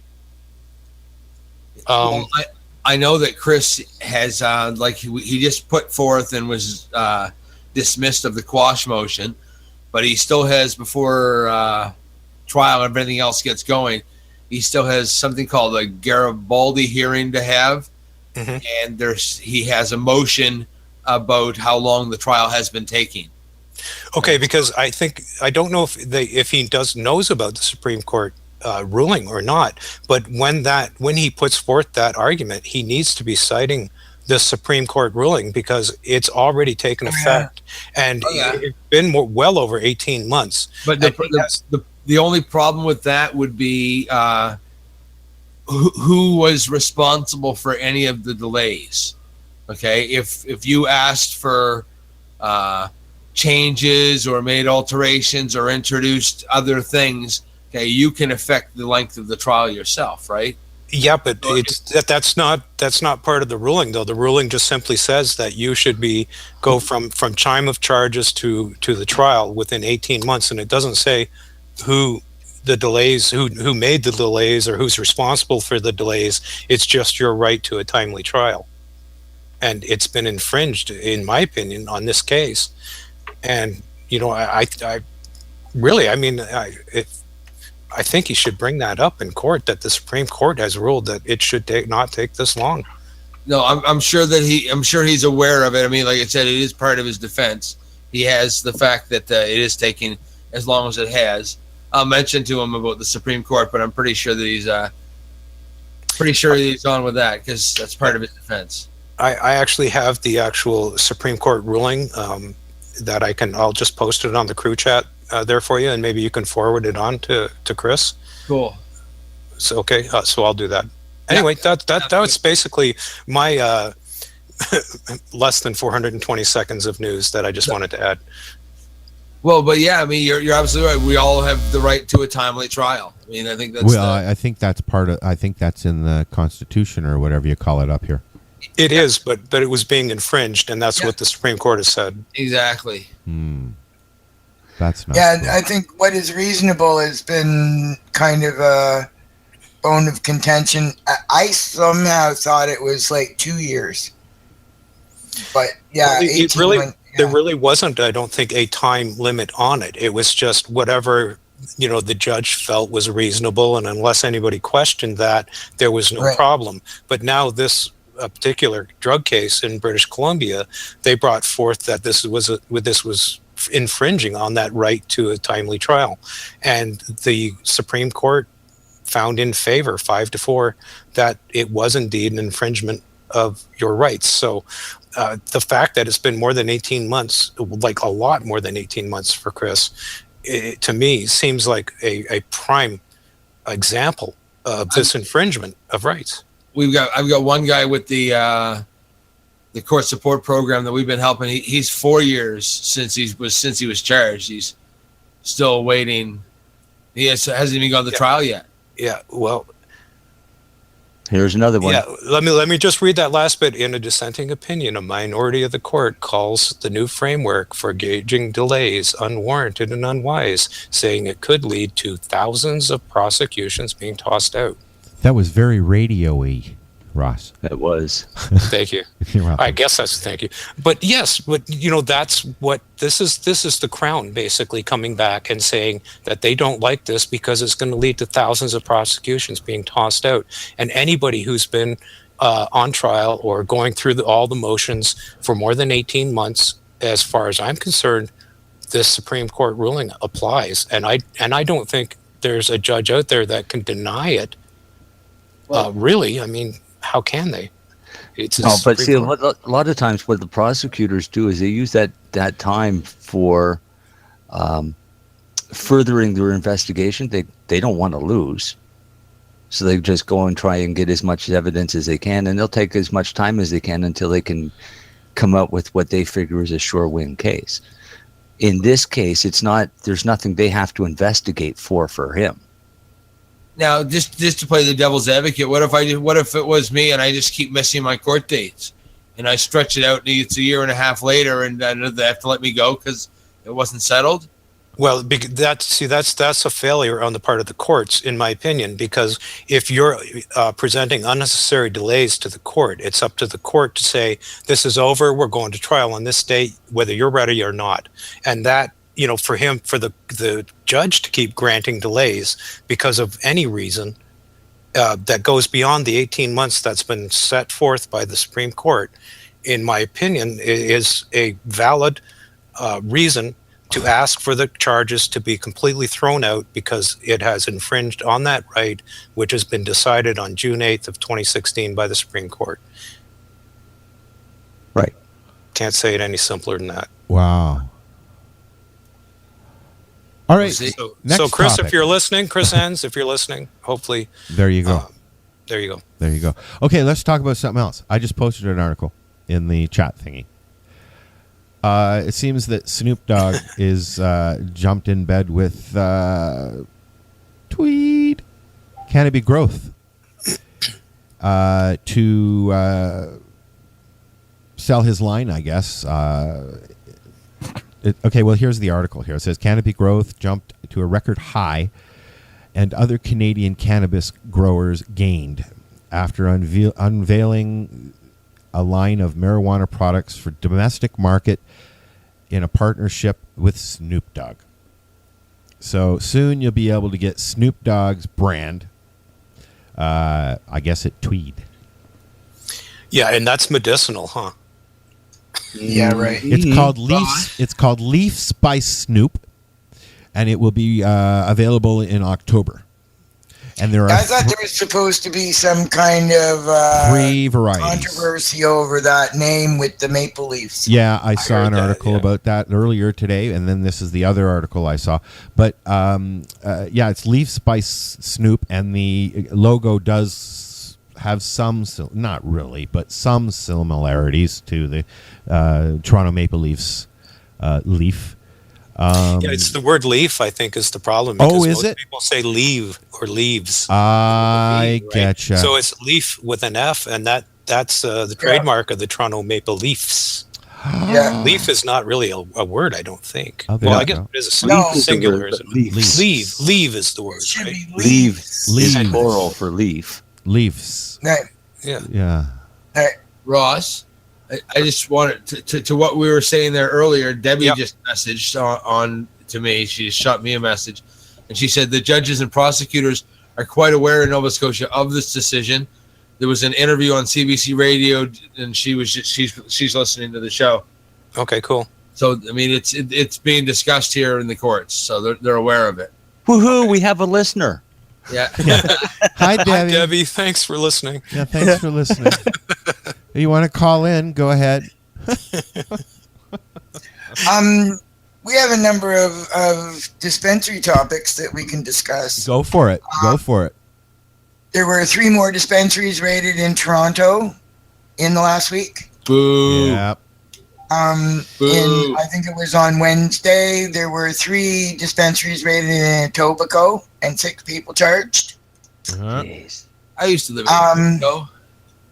There's still a police officer as a director of an unlicensed dispensary in Durham region. The folks from the cannabis culture in Peterborough just got out of jail the other day after being held for 5 days after their last raid. So open for 2 days, in jail for 5 days. Yeah. What's the reasoning for keeping them in jail for 5 days? To be dick. Maybe because they were arrested twice in the 2 weeks or something. I'm not sure. You know what? One of the charges was proceeds of crime, and that's a higher level charge than your regular possession, trafficking, and all that stuff. So I think that might have played a role in it. Plus, it was a weekend, so they kind of. I think they were arrested on a Thursday or a Friday, and then for the weekend they couldn't get out because there were no judges on duty or whatever. They did that to Chris. His last time they brought him in, they were supposed to bring him up on Friday to face the judge, and they kept delaying it, and finally the judge said, "Okay, I've got to go," and that made him have to stay for the weekend. Yeah. Yeah. Which yeah. There's another dispensary reopened in Barrie after less than a month after it was closed down. Sunrise Medicinal reopened again. Yeah, and last week, was it last week? Late last week, I guess. Would have been Wednesday, Thursday, Monday. I don't know when. Cannabis Culture was closed, and then it opened, and then it closed again. Yep. And I think it's open again. Apparently, they had a little protest there. They organized a protest in Peterborough to protest the. Believe so I today. saw that. Yes. Yep.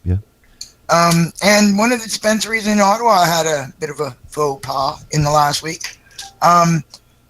It actually sent out an email to its entire distribution list of clients, so that every person on the list could see everybody else's name and email address. You want to say who it was?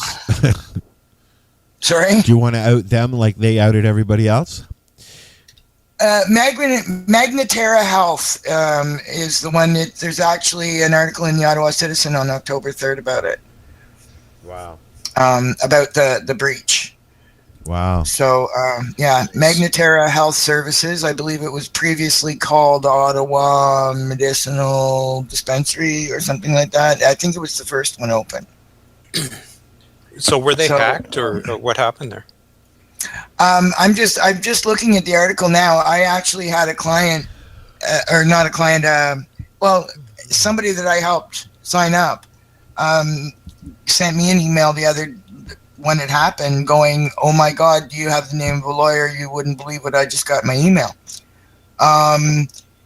And proceeded to tell me about it. The email employee responsible for the original email that was sent out had been let go. Let me see. I'll quickly read this. It doesn't say. It just says accidentally sent an email to nearly 500 clients and friends, quote unquote, that listed all their email addresses. That's a big accident. And That's friends. a big accident. Yeah. So so they used a CC. And I'm not even sure whether the email was supposed to go out to all the quote-unquote clients and friends, or if it was something that was accidentally click, and chucked them all in the CC list. Yeah. Yeah. Oh, I guess they have a second location in Stittsville. So yeah, they got one in Carling, one in Stittsville, and I guess there's about. Oh, they've just been popping up like you wouldn't believe in the Ottawa area recently too. It took a long time to get one, and then there was a whole bunch. Now, Weeds and Glass Gifts, whatever that's called. I guess they had a problem. Their delivery got, caught seized in between. Yeah. Apparently, selling in Ottawa and being supplied from BC is not a really good idea. So it's I don't know. keeping Canada Post alive. Yeah, hey, we need that to Canada Post. We got to keep Canada Post going, right? Yeah, that's right. So that was a big boo boo that they made this week. So yeah, lots and lots and lots of dispensary news. Oh, and I guess one new one has been actually approved out in Vancouver. Is that for a board variance? Budzilla got the board of variance. Yeah. Yeah. There's also another dispensary opening up in Peterborough, believe it or not.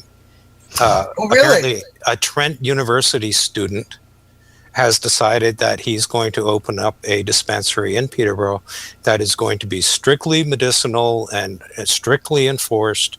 But I got to tell you, the guy, I lived in Peterborough for 9 years. I know what kind of town Peterborough is. And look what happened at Cannabis Culture. I hate the thought that this 22-year-old guy who's a student at Trent University is going to destroy his life by opening a dispensary in Peterborough. And that really concerns me a lot, because the Peterborough police are not on board. Okay, they're just not on board. Wow. Yeah, my dog's freaking out, so I'm waiting for a few minutes. Maybe what the dispensary should do is hire a cop.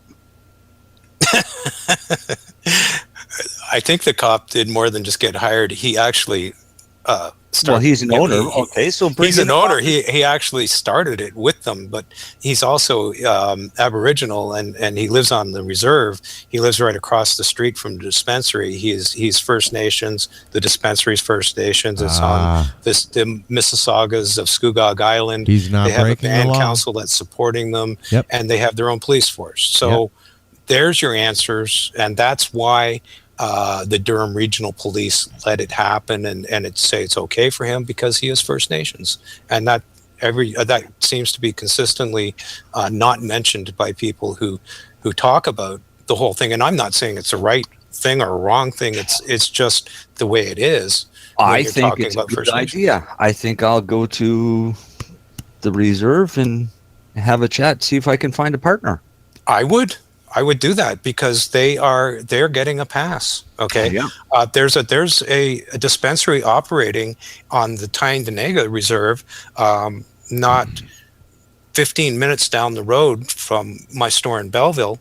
They've been there for a year and a half, selling to anybody and everybody that'll come in there and wants it. They don't have to be medical. They don't have to be anything, and they're selling tens of thousands of dollars worth every month. The band council's behind them, and nobody's doing anything about it. So, there's another prime example for you. I'm not going to say any more about it, but that's pretty much the deal. But you want to? I do. Yeah. You want to say a lot about it. But I do, but I also like to live. So you heard let's that just right leave it here. at that. Ross Middleton of Belleville likes to Shut live. up.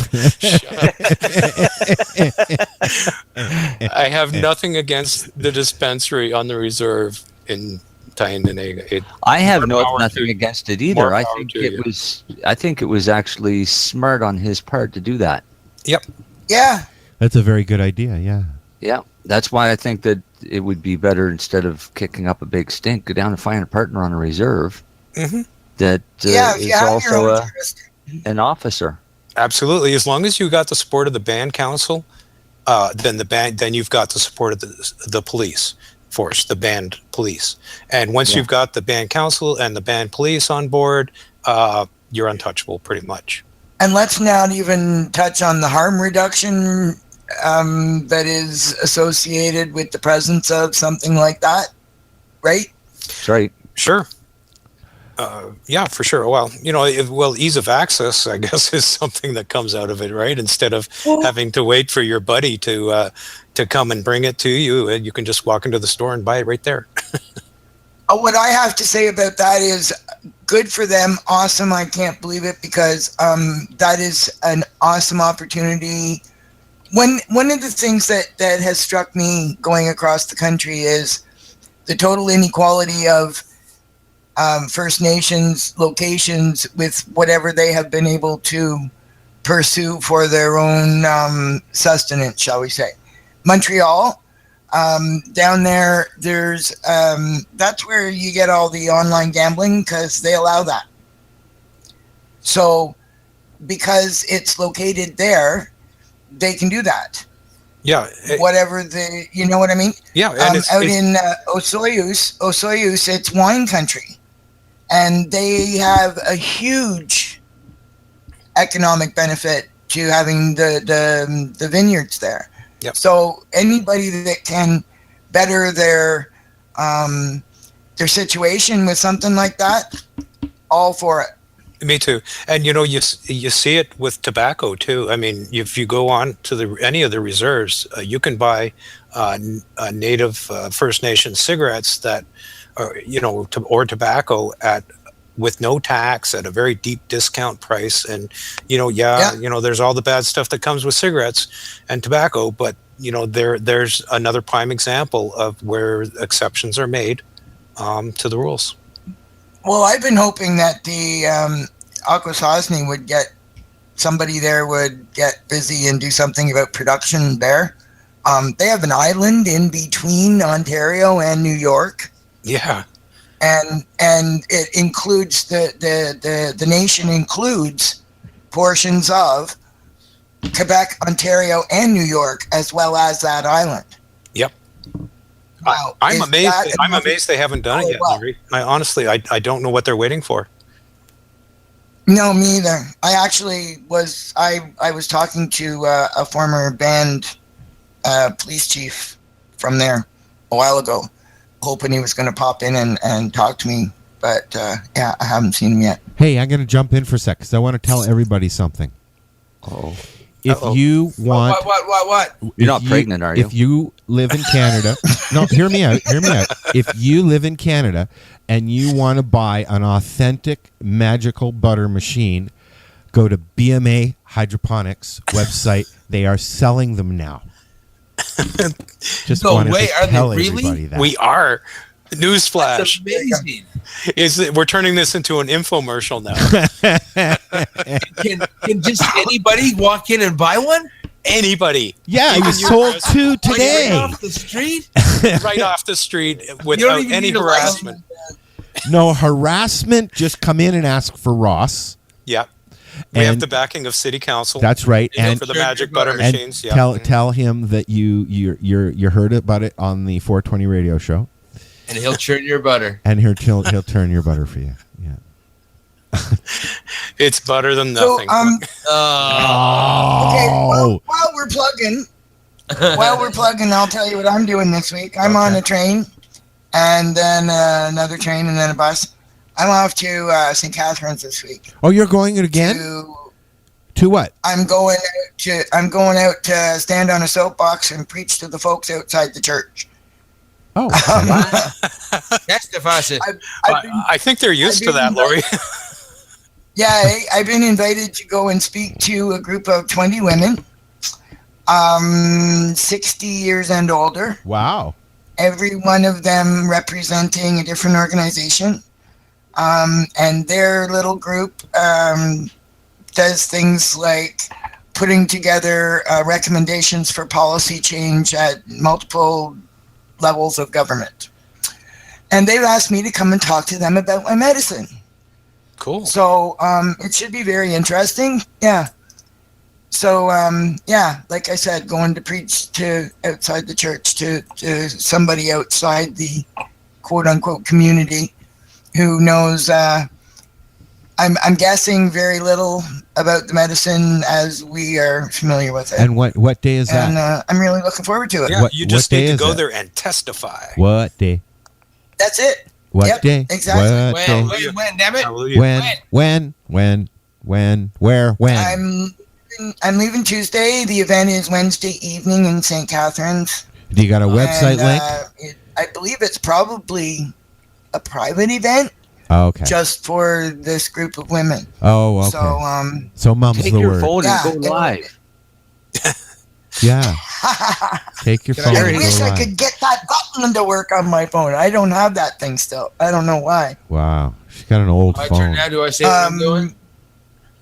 I got the wrong kind of smartphone. My smartphone's not very freaking smart, I gotta say. You got to get one of those blow-up ones. Yeah, Samsung 7. Exploding was it? ones. Yeah. Is it the Samsung that was blown up Yeah, or the BlackBerry? Yeah, one of those. Yeah. Don't So make fun of I'm doing my one trip of the year to go down and do this. It was actually I got the invitation from a woman who was a friend of a lady who I worked with at the Calgary Stampede for 8 years. It's too bad So, it's too bad it's not around the same time as the cup. The Karma Cup. Yeah. Yeah. It's too bad. It's the next weekend, right? So. Yeah. No, it's going to be totally not the time that anybody else is anywhere near where I'm going. Well, we'll have to fix that. And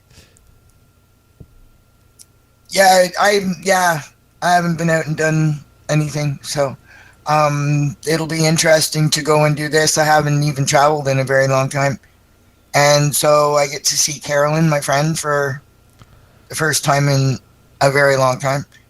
Awesome. And yeah, it'll be interesting. I don't know if I've ever been to St. Catharines ever. I have. There's lots You're of not smog. missing too much. Yeah, there's lots of smog. Actually, St. Catharines itself is nice. It's getting through Burlington and Hamilton that's the hard part. Yeah. I think I have to change my mode of transportation in Burlington. You're taking the bus and the train and the Wow. And then are you? Yeah, I gotta take a Via and then a GO train and then a GO bus. Yeah, thing. that makes sense. And then because it opposite on doesn't the way go back. it doesn't go west. It goes east. Everything goes east, young man. Yeah. Different things go different directions. I picked one place to arrive and they said, "Oh no, you can't get there from there." And so I had to pick. Do you have to go through Guelph? Do you have to go through Guelph? No, No, I don't think okay. so. No, I'm Toronto, going to then Burlington. Toronto, Burlington, St. Catharines. Okay, Yeah. I get you. Not so bad. And then the same on the way back. So I'm gonna find a good book. And Some buses enjoy have the- internet now, the you 2 know. days of quiet and just sitting and reading and sleeping and napping and eating edibles and yeah. You'll be able to access Wi-Fi and part of that trip. Yeah, actually, the trains. I don't know about the bus part, but the trains are really good with the Wi-Fi. Some apparently. buses have Wi-Fi now too. Yeah. I took a megabus a couple of times, and it's awesome too. By the way, Well, I don't know what a megabus is. it's a really tall bus that doesn't look like it should stay standing up. Yeah, jump on board. You can book them and pay for them online, and then just be there with your piece of paper to catch the bus, and it's a really reasonable rate as long as there's a seat available. I get you. Yeah, up and down the 401 corridor. Oh, okay. I didn't know that. Corridor. Cool. Yeah. I'm not sure if it goes north and south, but I know it goes east and west. Cool. So what else, Chris, you got any court dates coming up other than what we've been talking about? Oh, there's a few coming up. I don't have them all listed with me. I wasn't ready for you to ask me that. But I was in court today with Chris. But I know that there was also David Butler out of Shelburne. He was in court today. His was just for election, whether he was going to go to Supreme Court and have a jury or not. There's a couple more coming up in the next couple of weeks. Next week when we talk, I'll be prepared with that question. Good. I'm getting up. I'll be getting up at 3:00 this morning. I'll be getting up and heading to PEI for that Island Therapeutic event. Oh yeah. Yeah. So I can be there around 8:00 in the morning, and then I'm going to do the event, and then I'm going to just get back in the car and drive back home. How long's that drive? It's about a 4-hour drive. Yeah. I'll be doing that for the cup. And that's I'll be just driving across down. the bridge, Yeah. right, Chris? Across the bridge and then across the province. Yeah. Yeah. Wow. Wow. Well, actually, you're going to have to go across 2 provinces. 2 provinces. Yeah, because you're going to go across New Brunswick too. And does your car have internet, Chris? No. No. Well, you could be listening to www.420radio.ca on your journey. If it did. I won't be able to do that. I'll have to regret not being able to listen to it. Yeah. Like you listen to it any other time, right? I've listened to a couple of I know episodes. you- What are you I- talking Hey, about? I like, you know what? The Classic Rock Thursday thing is awesome. I always listen to it on Thursdays for sure. Tamara did a great show the other night with the other day with Ted. Yes, she did really good on her first show, and you can listen to her again on Wednesday mornings. So at 11 a.m. Eastern with Debbie. time. Debbie was there. Debbie was there, Yep. and I didn't hear she you, though. told me here. Let me just look here. She told me she's got this week, and then while I'm looking for that, Al Graham's got his Pace Radio show on Wednesday evenings. I don't know who he's got because this week Tracy has Tina Grant. Tracy? Sorry, Tamara has Tina Grant. Too many T's. Lots of T's. Tamara, We know a yeah, lot of has T As in people. THC. yeah, has Tina Grant, and she'll be on with her Wednesday morning right here. Yeah, on Cannabis and Coffee with Tamarawana. Yep, that's the one. Cannabis and coffee. That's and, you They know do she go well did. together. She, They do. She had Especially when that cannabis is in the form of chocolate ice cream. she had a really good listener base there for her first show. So, she did good. She did good. So what else do we want to talk about? We got 15 minutes. 15 minutes. Stretch it. We could cough. What else is coming up? Oh, mom meeting tomorrow.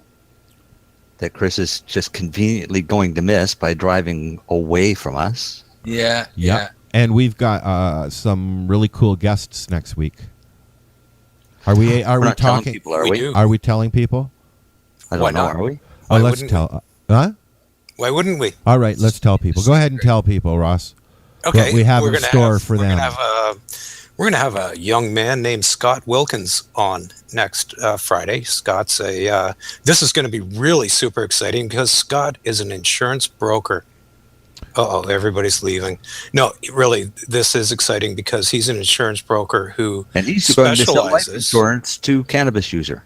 No, he's actually insures all different types of cannabis businesses, from licensed producers to dispensaries to personal producers who want an extra rider on their house insurance should there be, in the event of anything happening, untoward, that they are covered. Sometimes when people live in and they rent a house, their landlord says, I don't have insurance to cover that. Well, here you go.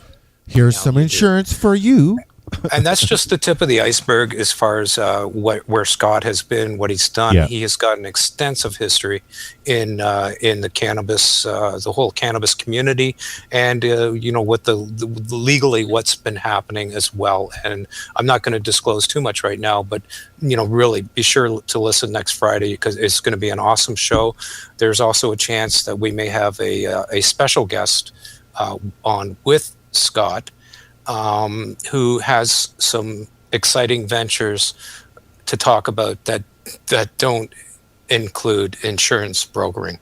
So it could be quite fun. That's really cool because tomorrow we have an insurance broker coming out to talk to the people that want to know about, and he's helping people get insured with. Oh, awesome! Like you said, for all that stuff. So when you tell them that you smoke cannabis, they don't hold that against you the same way they do cigarettes. Yes. Okay? That's one of the things that he was talking about is it's not done the same. And he's putting together insurance policies for homes that cover your home for home loss with your garden or without your garden, right? So people can kind of have the options and see what they can have. Wow. Well, it's good to know that it's happening in more than just one place, and that other insurance companies are starting to pick up on this as a business opportunity. With what they presented with the ACMPR, they had no choice. They're going to be they're going to be left behind if they don't, right? With legalization and people growing, it has to be. It has to. And then on October 21st, we have another really good show. Hello? Hello. Yes, we do. Do you want me to go through that one too, Al? Yes, please. Yeah. Okay. Segue. We have Mr. Paul Lewin as a guest, who is another well-known lawyer who is very active in the cannabis community. And we're going to be talking about a particular case that involves someone named Edwin Lafrancais, who was charged with cultivation. And who will be joining us as well, right? Untoward means, which I won't go into a lot of detail, but it does involve your hydro bill. And he'll be joining us as well, right? And he'll be joining us as well. Yeah. And then on the 22nd, we're going to Al, Graham, and myself, and Kim Cooper from his show, and Kelly Gallagher, who helps me out here. We're going down to the Karma Cup, and we're going to meet all kinds of really cool people, including our previous guest, Sarah Sunday. I can't. 130 entries. That's amazing. I'm looking forward to it. I'm just going to be like a little kid in a candy store. I'm going to be like, little kid in a candy store with a press pass. Yeah. 130 samples. I mean, holy cow. If it was booze, it'd be 130 shots, right? Yeah. Like, come on now. Al, it's your journalistic duty to personally report back on each and every one of the submissions. I can do that because we're going to be broadcasting live all day Saturday. Oh, that's right, and you're thereby fulfilling your journalistic We're responsibilities. there by default. Yes. I'll be defaulting in a couch somewhere. So then we should look at playing you while we're at the Health and Wellness Expo in Moncton. You could which do is that also on if the you like. 22nd, and I'll be speaking at that one.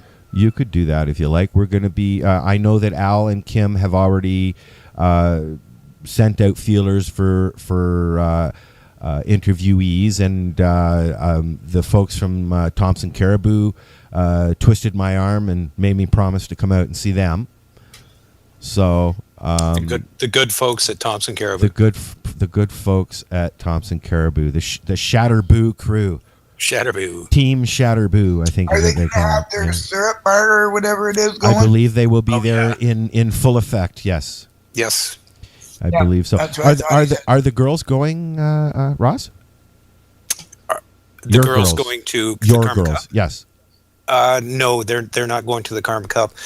They were at Lyft, and they are extremely busy right now trying to make large enough batches of the topical cream to fulfill the demand, which is going through the roof right now. We've given out over 100 free samples for people to try, and we've had over a 90% positive response. And I want to give you another positive response. Okay. Yep. I won't say who because it's embarrassing, but a very good friend of mine had a herpes on her lip. Mhm. And another friend of mine who I gave one of the samples that you gave me when I saw you, took a little dab and put it on there for her, and it disappeared like that. Yep. The list of things that it treats is growing day by day by day, and some of the ailments that people are finding relief from with this cream are things you would never suspect that would, I'm not going to sit here and go through the list, but I can tell you there's very little that it can't do. And I've always said that's why we have so many doubters. Forget pot for a sec. If I came to you and I told you I have this bean that fixes all these friggin' things, all the shit that that weed does, you go, you're full of shit. There's no way. Yeah. People can't believe it. They just can't believe it. You must be crazy. Yeah. And for all those naysayers, here's something else to add about this cream that gives you such fantastic reliefs for so many things. Here's the kicker for them. It doesn't get you high. You mean you want to use marijuana and not get high? Why would you ever want to do that? Well, ding, ding, ding, ding, ding, ding. I have a lot of people telling me that they don't want to get high. I hear that more than anything. Well, why the CBD became so wildly popular. I had somebody else. I had somebody else who makes cream tell me that they can tell when their cream starts working because people get cotton mouth, and I'm like, oh, okay. What? Well, yeah, I know. I said that's exactly what I said. What? And then I kind of joked about it and said, well, I'm pretty much vaping and eating and smoking all the time, so I've got perpetual cotton mouth, so I don't really notice that, but I'll take your word for it. Yeah. Yeah, that doesn't make sense to me. Should ask them how much they're eating at a time. Yeah. They must be doing their whole body. Are they smoking that topical? I forgot to put not for oral consumption on the damn label. There you go. See? Yeah, that wouldn't. You know what? External use only. That wouldn't work for me. That wouldn't work for me. So here's a trick that you can get high off of your topical. I'm not going to Eat tell it? anybody because they'll all go and do it. I already know what you're going to say, so go ahead. Roll Yeah, it but and try it, smoke Bob, it. and you'll see what I'm talking about. I'm not going to say if I have tried it yet or not. Oh, okay. You have. Other than eating it, you mean? Yeah. Mm. It's consuming yeah. it in a different way. Ah. No. Up You're still- yours. It's still Up no. 'Cause yours. Up yours isn't going to get you high either. Oh, okay. But it's still using it as a topical. You just have to put it in the right spot. Oh, I get you. Right. I get you. Well, so you know, get a better delivery. I will also tell you this, that if you've got issues with herpes. If you use that as a lubricant, it's going to get rid of your herpes. I thought about bringing up the lubricant aspect, but I decided not to do that. Thanks, Al, for bringing No, that you're up. very welcome. That's what I'm here for. As somebody that makes lube, I've already got that one covered. Yep, there you go. And you're not just a maker of lube; you're a customer. Oh, Marcel's covered in lube. Apparently, actually, only certain parts of his body. Marcel needs an oil change. I use all of the products that I make proudly. Yep. I'm not only the CEO, I'm the spokesperson and model. This is I'll tell you Guinea what I tend to make a lot of is suppositories. Yes, that's the big thing right now, eh? Yeah, that's the one that's keeping us really busy is And suppositories. those are so needed. What's the deal with the plunger part on the suppository, though? What is it? How does that What do work? you mean plunger part? Just kidding. How something. big of suppositories are you using, dude? Well, I saw the picture you posted on Facebook there of all the syringes. I wasn't sure. Maybe you could insert that, push the plunger, away you go. Right? Oh, no, I think you'd get high from that. No. Yeah, I think you'd get a buzz from that if you did that. Well, you would not feel any pain. That's no. for sure. My suppositories are done up in, when you go to the doctor and he writes a prescription for suppositories and you get the little plastic strip with the all sealed suppositories. Yeah. Well, that's what you get from me. Yeah, but you can get an applicator. The only difference is I am willing to eat one of my suppositories if those manufacturers are willing to eat one of theirs. This is before you use it, right? Okay. Well, yeah, I'm not going to eat it after you use it. I mean, it's going to be gone. Just had to clarify that. Yeah. I will say there is something I want to say that I'm kind of Okay, well, surprised. say it already. I'm kind of surprised. I'm kind of surprised that some of the people who are suffering from cancer, who have had numerous indignities heaped upon them from the traditional Western medicine application of whatever the fuck they do, how you could cringe at a suppository that may save your life freaks me the fuck out. That one blows me away. I'd rather suffer than a suppository. Go ahead. Feel free. Help yourself. That is the one thing that just I'm taken aback every time that I get that reaction from someone who's suffering from cancer. Those people are just anal. Literally. The advantage for the ladies is the suppositories can be used either end. So. Yeah, that's true. That is an advantage. I suppose if you made a small enough. No, never mind. Well, actually, and what you're going on about how many different things that cannabis works for. Yep. We had somebody use a suppository for a yeast infection. Yep. One suppository was completely gone. Yep. I had a lady. She did 90. It was actually 3%. I think it was 3% or 7% cannabis oil mixed with coconut oil that she was applying internally for polyps, vaginal polyps. That would work. Yeah, went down really quickly. It's incredible. Like the list, like for us with all the samples and all the different ailments, the list just keeps growing and growing and growing and stuff you just would never. I beat MRSA with it. Like I took all their antibiotics. Nothing ever helped me. MRSA, oil, gone. Yep. Antifungal, antispasmodic, antibacterial. It's just it goes on and on. Even for the most difficult nerve-related issues like what I have peripheral neuropathy. I've been given every drug that you can think of, every pharmaceutical. None of it worked. I put this cream on my feet. I get 40% relief, which might not sound like a lot, but when you suffer the kind of pain that I get, 40% is a godsend. It makes it so that I can fall asleep and not stay up till 3 a.m. And it helps with. Oh yeah, I get the burning on the top of my feet. That like 4:30 in the morning, I'm just stomping around, like cursing, swearing. Oh my god, Lori, you got to try this cream. I'm telling you, it. I make my own, Ross. Do you? So well, then you know how it works. Yeah. Yep. That's cool. Yeah, Oh yeah, mine. I've been using mine. Okay, I've used it on sunburn. I used to. 20 minutes outside around noon, I'd be the color of a lobster. Yep. I've been out there for hours. Come in, smear that stuff on me. Doesn't even flare up a little bit. One day I fell down. I see a light in my window. Everybody is frozen again.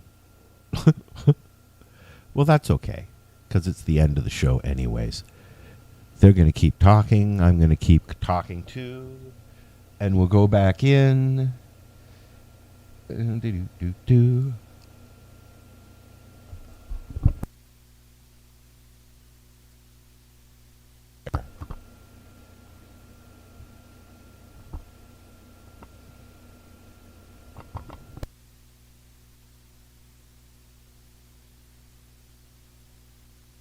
We'll see if they're still talking. Are they still talking? Like crazy at Blizzard. Yeah, they're still talking. Look at that. They kept talking even though I left. Did you go somewhere? Sorry, Al, did you go somewhere? Yes, I crashed again. Well, you're just the producer. We don't need you. No, you don't need me. But you know what? The issue there is they couldn't hear you either because you came. You left with them. I'm sitting here rambling away. You killed everybody. I killed everybody. Yeah, I killed everybody. Are we still dead? Or No, we're back on. So go ahead and continue your conversation. No, we're done. I'm We're glad done you now. had a great conversation without me.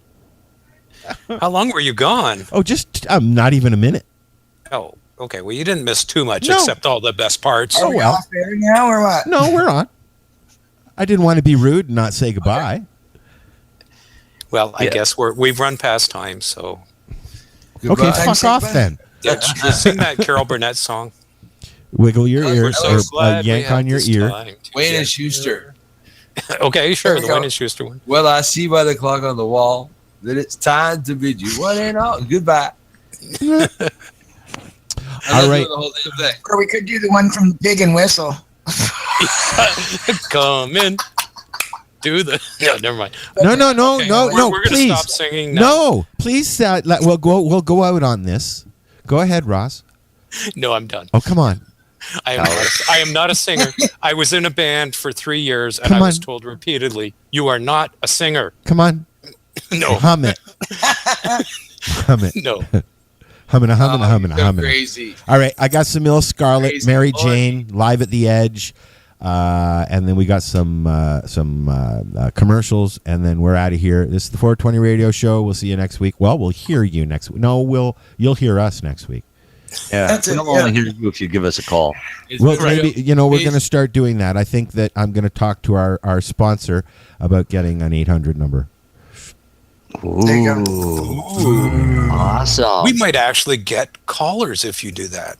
We could. Yeah, I'll have to talk to the Never sponsor know it. about that. Yeah. Do you know the drawback with that? We might actually get callers. Yeah, but you know what? That's the pro and the con. It will also give Ross something to do during the show. Yeah, because we'll make him do the calls. He'll be our phone booth. He's the operator. Do I get any say in this whatsoever? Yes. Yes, you get to say yes. You get to say hello. Hi, my name is Ross. We'll be with you in a few minutes. Yeah. And then come back and join Okay, us. as long as we can have some sort of elevator music or message. Oh, that you actually, play at there Health is. Canada when you're on hold. For There these. is elevator You're going to music. sing to them. It says, You don't want to you're on hold, holding for you, holding. All right, we're out of here. All right. Get out of here. Good night, people. Good night, all. All right. Get out of here. Good night, people. Growing your own vegetables, flowers, or even medicinal plants can be a challenge without the right equipment and proper know-how. At BMA Hydroponics, not only are they your urban horticultural experts and suppliers, but their staff holds the customer's needs paramount to making a sale. Family-owned with decades of experience and knowledge, they offer free advice in person, by phone, or email. BMA Hydroponics wants to ensure you have the advice you need, which is why you'll find tips and tricks on different ways to grow, like wick, ebb and flow, drip, or aeroponic system, as well as other helpful links at bmahydroponics.com. If you can't find what you're looking for, just let them know, and they'll do everything they can to get what you're looking for. At BMA Hydroponics, each staff member also possesses a federal exemptee MMAR license, making their strong suit empathy, experience, and dedication to their customers. Because when you know how to grow, you'll have results that make you proud. BMA Hydroponics in Belleville, Ontario. Visit bmahydroponics.com. So what are you doing? Nothing. Why not? Trying to get on this Lifestyle Radio website. Sounds like a cool website. Yeah, it's alright. Oh, wait, I might have it. You might have it. You're listening to Lifestyle Radio. I move by heartbeat tones, and I'm so far out, and I know, no,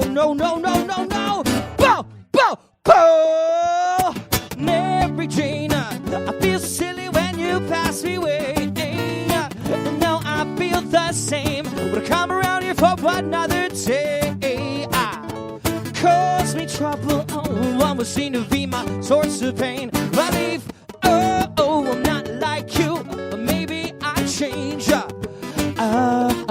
say what you do today, but I wanna go. There's this place I know that we can rock. Maybe roll a little, take my hand. It's not that far here, my friends. Please don't be alarmed, but they want some of what you got. So make with the goods and make people bright you up. Song, Mary Jane, I feel silly when you pass me away. Hey, but now I feel the same. When I come around here for another day, cause me trouble. I'm a scene to be my source of pain. Relief. I'm not like you. Or maybe I change. Yeah,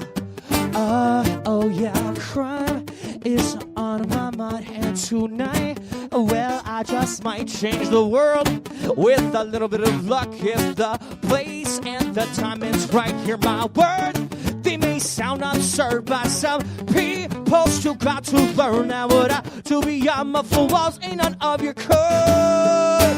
Turn Mary Jane, I feel silly when you pass me away. Hey, and now I feel the same. I come around here for another day. Cause me trouble, I'm a scene to be my source of pain. Relief, not like you, maybe I change. 1, 2, don't stop. Let me rush into the night. I'm a rolling, hold you tight. And let me see those police signs. Yeah, it's like you, we should take flight and run away. Don't look back, we're beyond the gun and that fucking badge. I see I'm addicted, partially afflicted, but I got what you wanted, got what I need, my Mary Jane. I feel silly when you pass me away. Hey, and now I feel the same. Come around here for another day. Cause me trouble. Always seem to be my source of pain. Relief. I'm not like you, but maybe I change. Yeah, Mary Jane, I feel silly when you, Mary Jane, this time, Mary Jane, I feel silly when you, Mary Jane, ooh, it's time, Mary Jane, I feel silly when you, Mary Jane, this time, I'm not like you, I'm not like you, I'm not like you, maybe I, hey everybody,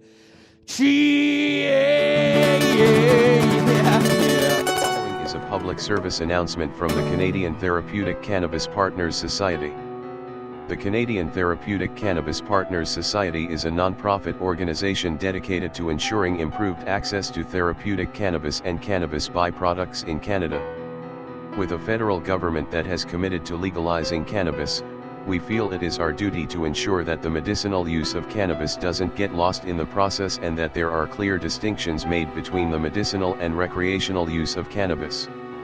It is our mission to ensure that government regulation doesn't get in the way of a sick, disabled or terminally ill person's right to use or produce this amazing natural health product. If you would like to get involved, you can contact us on the internet. www.canadiantherapeuticCannabisPartners.com, on Facebook, CTCP Society, or search Canadian Therapeutic Cannabis Partners.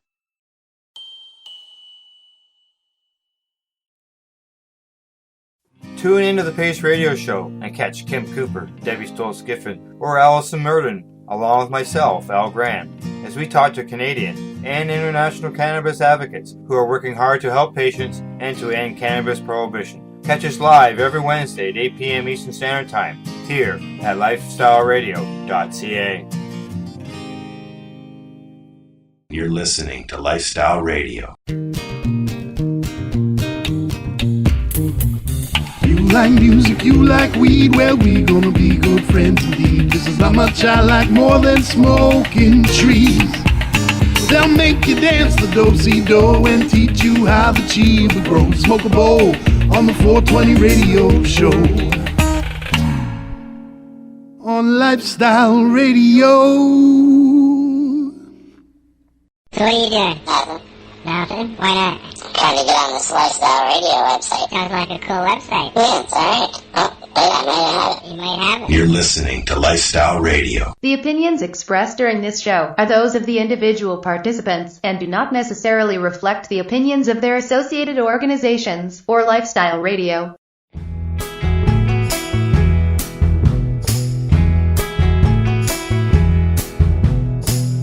I'm so glad that I got her to think of. She's fine as any Valentine. I think about her all the time. Cross my heart and hope to die. She sends me silly messages and pictures, directing traffic in the mall or buzzing with some brand new shoes. She never fails to surprise. She makes me laugh. She makes me smile.